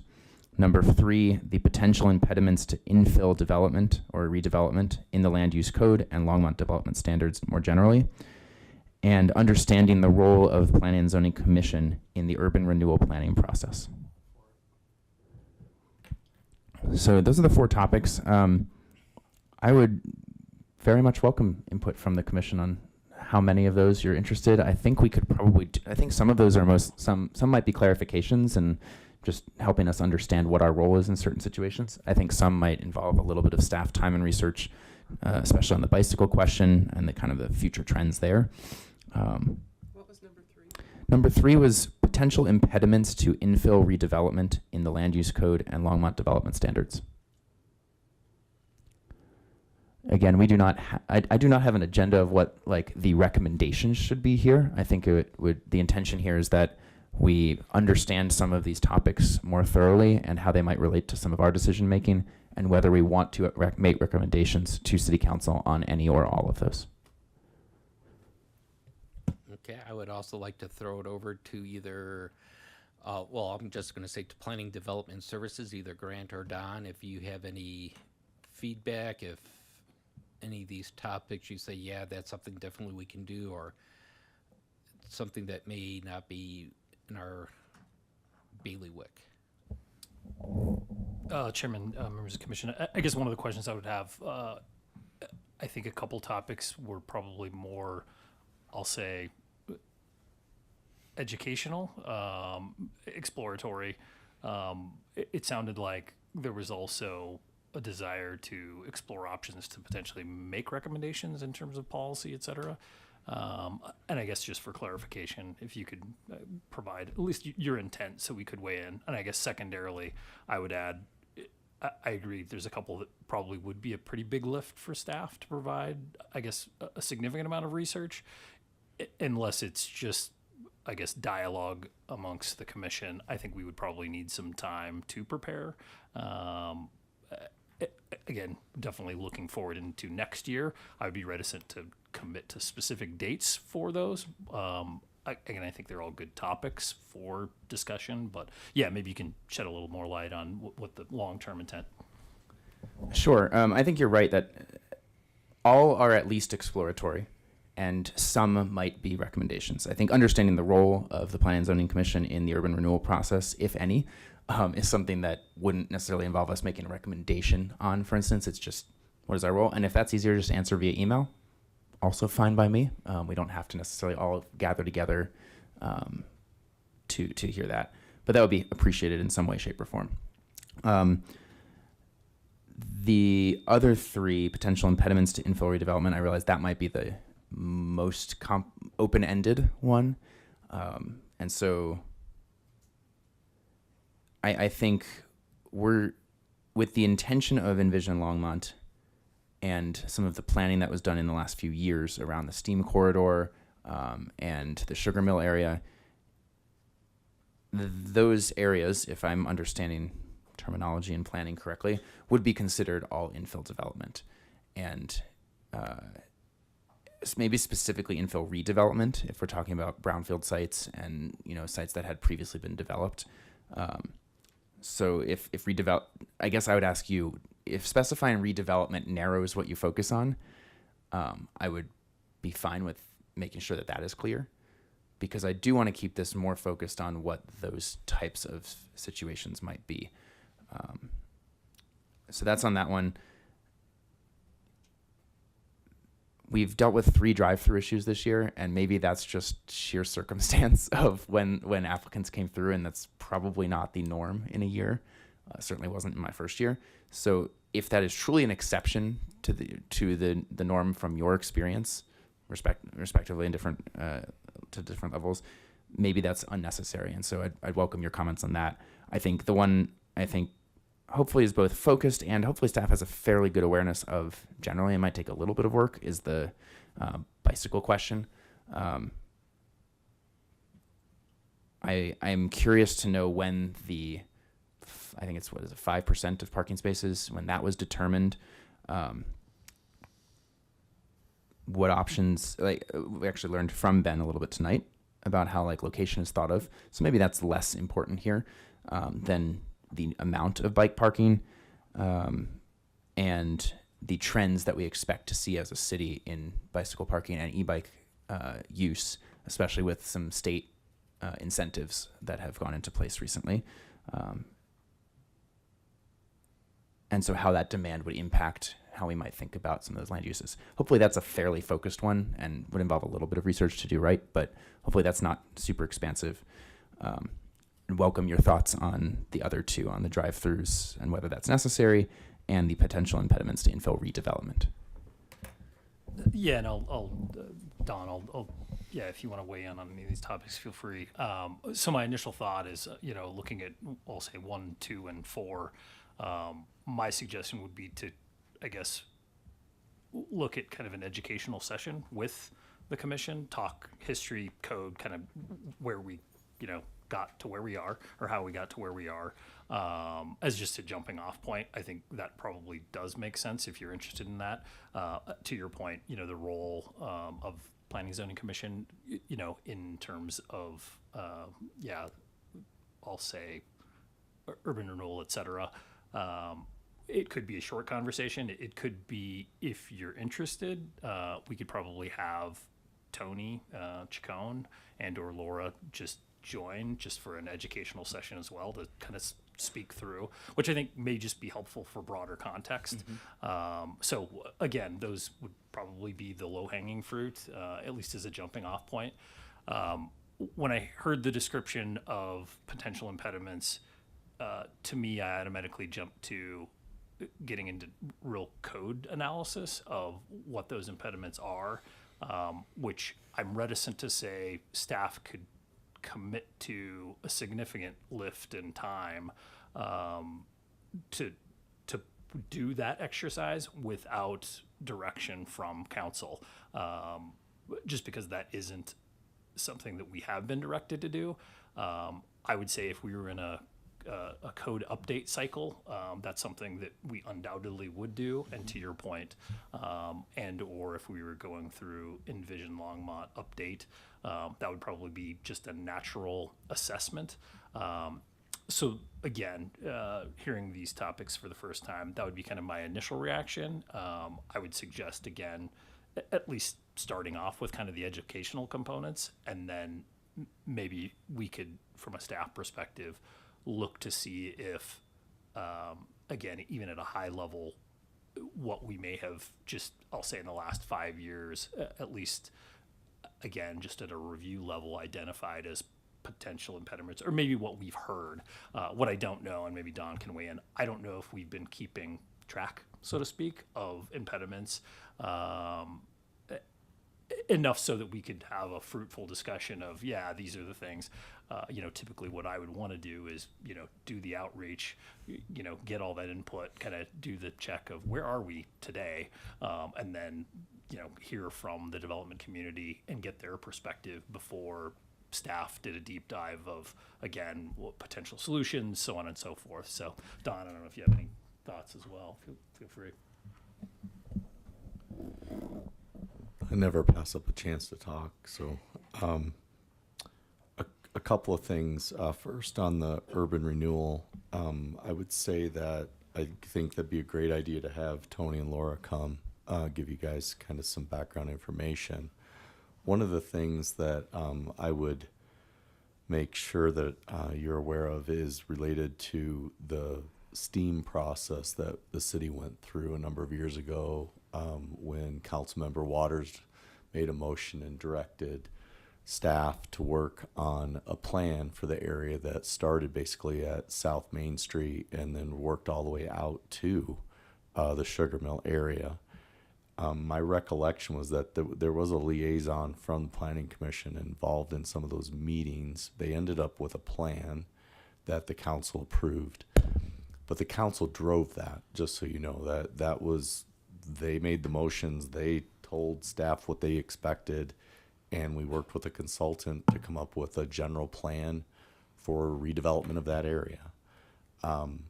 Oftentimes, council can make a decision as the elected officials to choose to do it themselves and not depend on the expertise of the Planning Commission, who really deals with a lot of the land use issues. And I think that's unfortunate, but it does happen.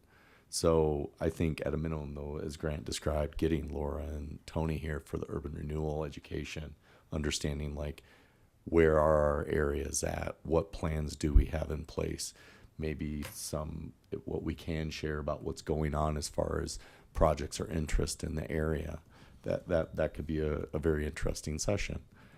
From the standpoint of impediments to infill, I think that could be, as Grant noted, a really very wide range of topics. But one thing that I would note from the land development code side is that in 2018, when we did the update to the land development code, we specifically added a number of staff level variances for infill and redevelopment that the council approved that allows Grant to be able to approve variances greater than 20%, or 25 now with the minor mod, up to 100% for infill and redevelopment. Can you just repeat that one more time? So in a normal situation, like let's talk about, say, the project we just looked at tonight. Let's say that they didn't have to come to the Planning Commission. Okay? They are supposed to provide a 10-foot setback, but they're only providing 9. Okay? We have the ability under the admin mod provisions in the land development code to grant up to a 25% relief as long as we believe the criteria are met for that relief. It's a staff level variance. We've had that since about 2003 in our land development code. Okay? What we put forward, because of the uniqueness of properties that are infill and redevelopment, and council agreed to it, was that they can request on an infill and redevelopment parcel project relief of that 10-foot setback up to 100%. And it's If staff agrees. If staff agrees, and if we believe that it's justified, we have criteria we have to evaluate it against. But that was some of the ways that we looked at trying to overcome some of the hurdles that we were seeing, because we were seeing folks coming in who would have proposals, but once they knew it had to go into the public process through a hearing, notifying all the neighbors, and they would bail. They would leave and they would say, we're done. We're not going to do that. We don't want to have to deal with the not in my backyard kind of concerns. And that I think we hear quite a bit. That's Let one of the alone reasons- an ADA compliant ramp to nowhere. ADA compliant ramp to nowhere. So all I would say is that, one, understand we did try to build in some things, some tools into the land development code for infill redevelopment. But again, this infill redevelopment, what is hindering could be related to the cost of the raw water. It could be related to the cost of our affordable housing requirement. It could be related to that we are in a floodplain and we're still waiting for FEMA to approve maps or to construct improvements that takes property out of it. There's a number of things that we could talk about. That's why I believe the scope is huge here. So it'd just be good to understand maybe a little bit more of what you're thinking we would talk about so we could have the right people here to get into those topics. From the drive-through standpoint, we haven't had any for a number of years. Okay. But I expect that we're going to get a few more, not because we've done any pre-apps, but just looking at the developments themselves. That lot across from In-N-Out, potential right there for another drive-through, just because of the zoning and the location, and there's still less than 50% of the property left, right? That's not with a secondary use. So I could see somebody coming in and requesting that. The lots out by the McDonald's, those are set up as 1 acre lots. If you look at the McDonald's or the Walmart up north, I could see us getting, again, some kind of drive-through, either restaurant, bank, other kinds of opportunities for drive-throughs. And that's just a relationship to the subdivisions that we've recently approved and the way those are lotted. And then from the bike ratio, I would say that Ben and Phil looked at the bicycle parking ratios in 2018 when we did the land development code update. But I think things have changed, as you point out, whether it be the use of the e-bikes now, whether it be just in general, I would say folks who, especially in Longmont, you know, we're trying to encourage it. So I think we have a higher rate maybe than other locations in the United States. So maybe it is worth talking to them and seeing if they have any additional background or information or anything in the literature talking about percentage of use. Great. I just very quickly, and I want to hear from my fellow commissioners. I appreciate Grant, Don, the very thoughtful responses there. I think I'm taking away from that at a minimum. I'm going to remove my suggestion for the impediments to infill redevelopment right now. I agree that it was broad, and I have heard both of you in terms of just how potentially broad and labor intensive it could be to try to cover that. And I will sit with that and think about maybe how more specific I can get before coming back to the commission on that one. So I'll keep the bike parking and maybe related issues to bike density or something like that in there. I'm sure Phil and Ben can both speak to the alignment of drive-throughs.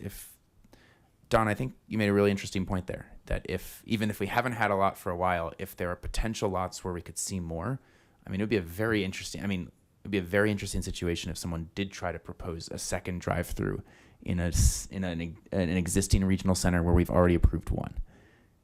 And if I'm reading maybe slightly liberally the Envision Longmont description of what a regional center is, that starts to stretch the bounds from my perspective.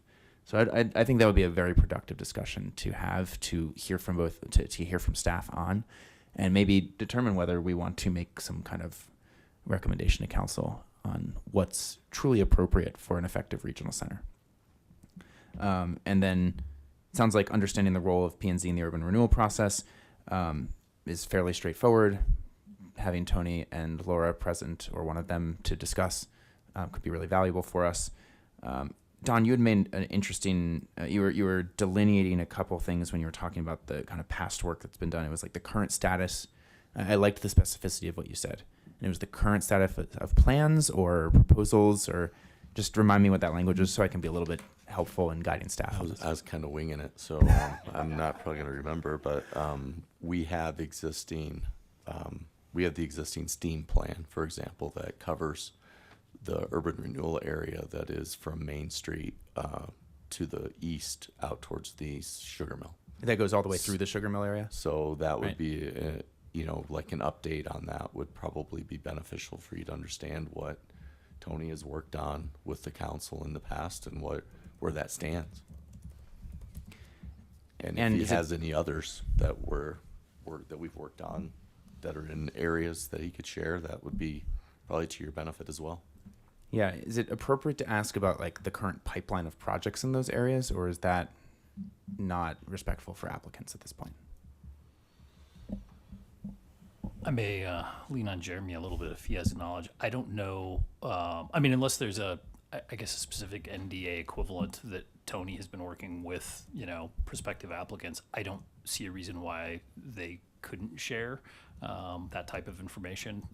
There may be, I'll say, informal conversations that he may not be comfortable sharing. But I would assume once, there is a real project that he's coordinating, no reason not to. Again, I'm sure there's some, sensitive information, contracts, et cetera, that he couldn't share, but at least any prospective real projects, I don't see why that couldn't happen. Okay. Thank you. I would very much welcome comments from my fellow commissioners on this. Thank you. Thank you, Commissioner Boone. Thank you, Chair. So we have 6 new commissioners coming on board. That's a lot. And it seems to me like this would be an appropriate time in the new year to do a little bit of education.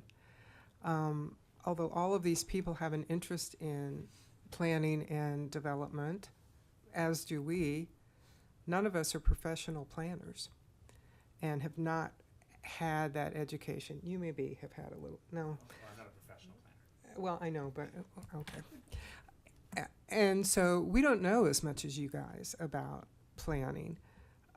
Before I was ever even an alternate commissioner, I attended it was a citizen education program that Jennifer did. That was many years ago, that was the thing that really got me excited about planning and development in our city. And although that went over several weeks, I want to say it was 4 weeks, maybe it was more than that, maybe it was 6. There was a lot of information put forth, and almost in layman's terms, that clarified a lot of things and showed the big picture and the overall plan. And I think it's really important that we as commissioners realize that we're not trying to do your job. You guys are the experts, and we are a citizen advisory board. But having all of that, some of that knowledge would be very useful, especially for having 6 new people coming on board. That whole concept scares me a little bit. So these are some really specific things that Commissioner Popkin has asked for, but I'm thinking that a more overall educational session or 2 might be really valuable for everybody. Commissioner Height. Yeah, I don't want to take too much more of our time on this, but Commissioner Popkin talked to me about this matter, and in the context of interviewing the new applicants, it became apparent that this commission is somewhat reactionary in the fact that we sit here and review plans, as opposed to being more visionary, which I think our role contemplates, insofar as we review and recommend to City Council changes or thoughts. Legislation, I guess, is really what we're supposed to be proposing at one level. And we do have meetings scheduled twice a month, and we generally only meet once, if at all. And the opportunity to, Matthew, Commissioner Popkin, brings forward a whole bunch of interesting ideas that would be interesting to know more about. To the extent that we could impose upon staff to learn, that would be great. If it's too much of a burden, then it's not so great. And the opportunity for us to vent, I mean, some of us are leaving, the experiences that we have that might be shared to make the process better. It's an opportunity that we don't seem to take advantage of. And meeting 2 of the months that we don't meet, if we left that open as an option in certain circumstances to address specific agenda items that might be brought forward by commission members, I think would be a worthwhile endeavor. And I applauded Commissioner Popkin for taking the lead on this. So thank you. Commissioner Popkin? I appreciate both Commissioner Boone and Commissioner Height's comments on that. And I appreciate staff's interest and willingness to support some of this. Hopefully this also makes your jobs easier, such that more often than not, we're running into fewer questions more often when we get proposals before us. And maybe we couldn't anticipate that we'd have a 2-hour discussion on ADA compliant curb cuts and the exact proximity to a certain area today. But more generally speaking, again, I don't come into this with any specific agenda as to what the recommendation outcome might be, or if there is even one. But I do agree with Commissioner Boone. I think she made a fantastic point that we're going to have we have a couple alternates who would be are recommended at this point now by the commission to join us as full-time members. Right, it's just 4 that are brand new. Yeah, and ideally, I would love to include in a study. Is it possible in the study session to include alternates as well? Yes. Then I would love to make sure that that is as inclusive as possible for all of the members, new and returning and upgraded, whatever the term might be for alternates coming to the regular commission. So I respect staff's feedback on the infill redevelopment. I will continue to sit with exactly what that might look like going forward. I'm going to go ahead and propose then my motion for a study session on the 3 topics that we focused on. I'll read the updated language. And Jane, I'll send that to you as well via email for your ease and sanity. And I actually would like this to come pretty early in the year and take advantage of that kind of 4th meeting that we generally have scheduled. And so unless there's a serious objection, I was going to propose it for January 22nd, which would be the 4th the 4th Wednesday of January. My hope is that by whittling down the topics slightly, it sounds like Ben and Phil, unless like staff are unavailable, like pending complete unavailability. I'd like to start off early. I think that would be helpful for the new members. Speaking as a relatively recent new member 2 years ago, like it was a very steep learning curve, and even just starting to talk about some of these topics in an environment divorced from a proposal would be valuable.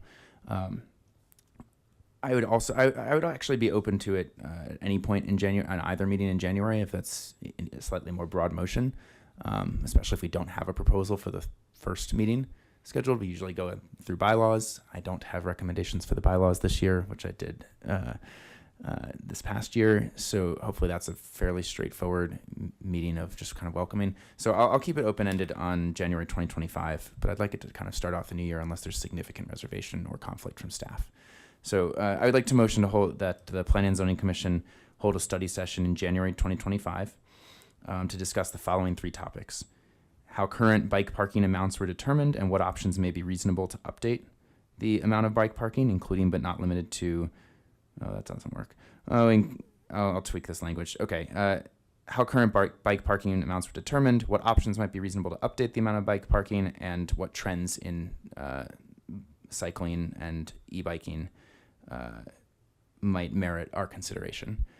Secondly, the extent to which drive-throughs align with different zoning areas in Envision Longmont, and understanding the role of the Planning and Zoning Commission in the urban renewal planning process, including an update of the current status of the STEAM plan and any redevelopment in the STEAM area.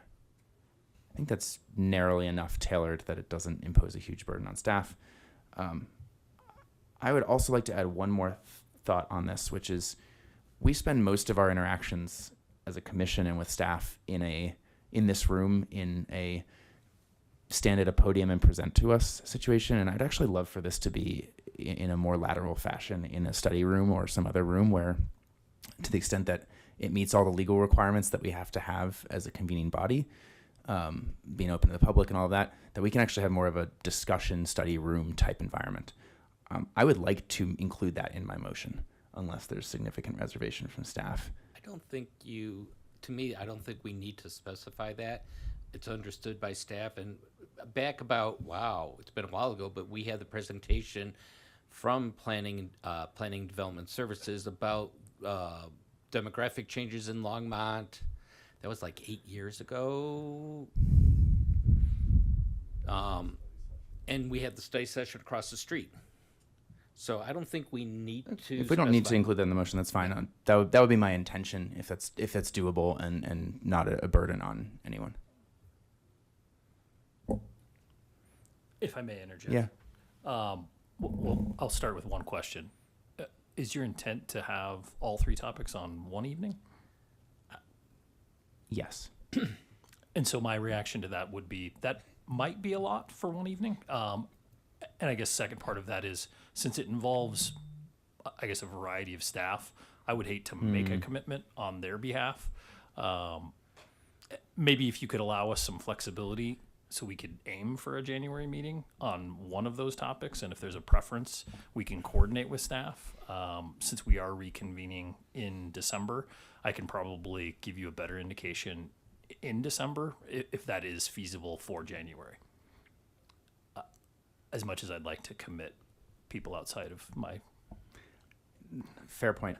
I appreciate that thoughtfulness, Grant. I'm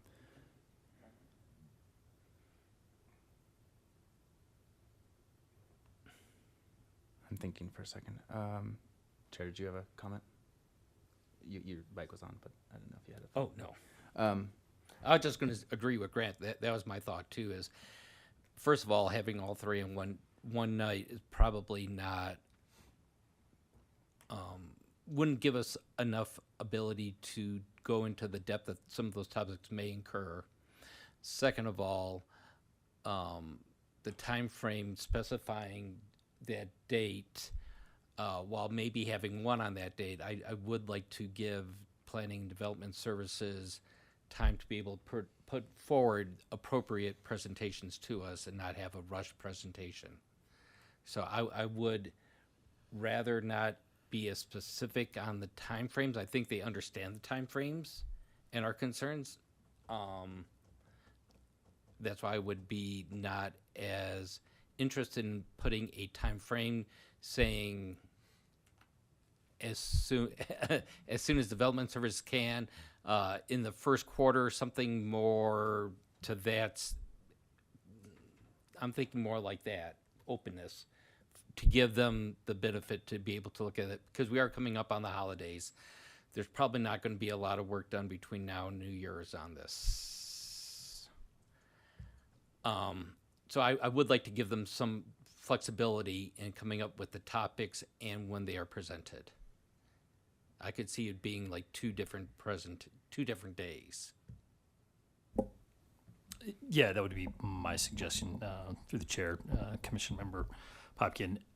As much flexibility as we can have, I think it would be appreciated, just because, again, it'll be multiple staff. I guess one option is we could try to bring a schedule back to the commission, looking at advance, first three meetings, first 3 second meetings in the new year.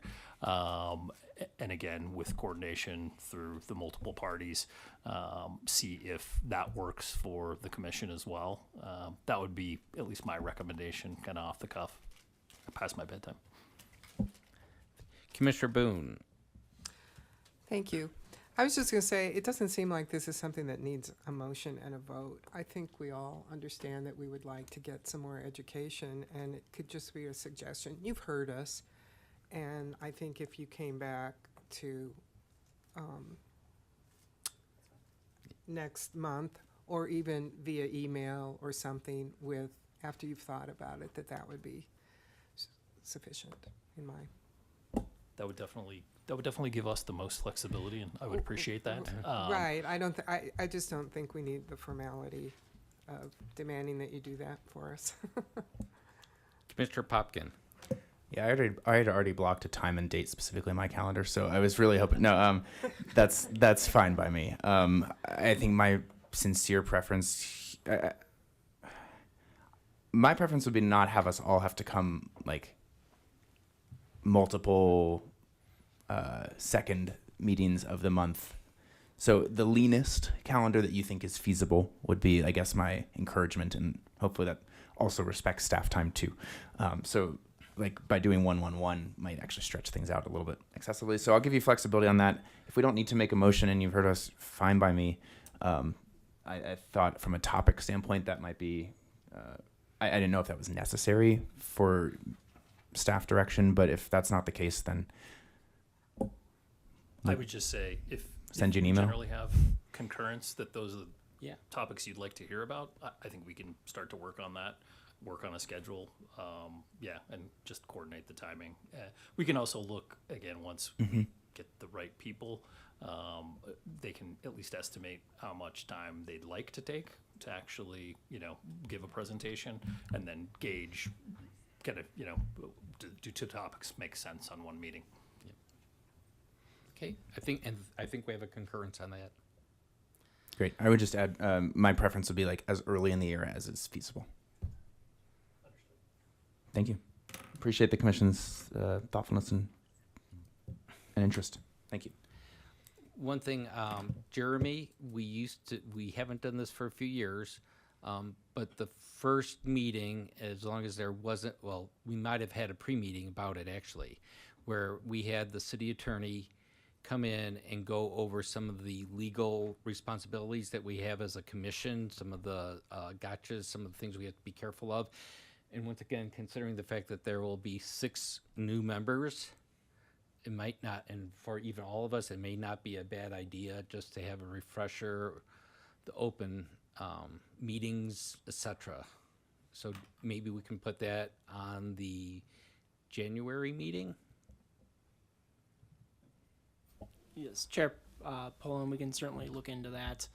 We did do an individual training with Commissioner Lang when he came on for the open meeting. So we still been doing it just outside of the full meetings because you guys already had it. I think in 2023 would have been when it happened last. But yeah, now that we have more than a single commissioner that's coming on, they'll be new. We can look into that. Okay, thank you. Any other items from the commission? Seeing none, we'll move over. Council Representative Rodriguez is not here. Items from Planning and Development Service Director Grant Pendlin. I think we already indicated, but we will have an item, public hearing for December.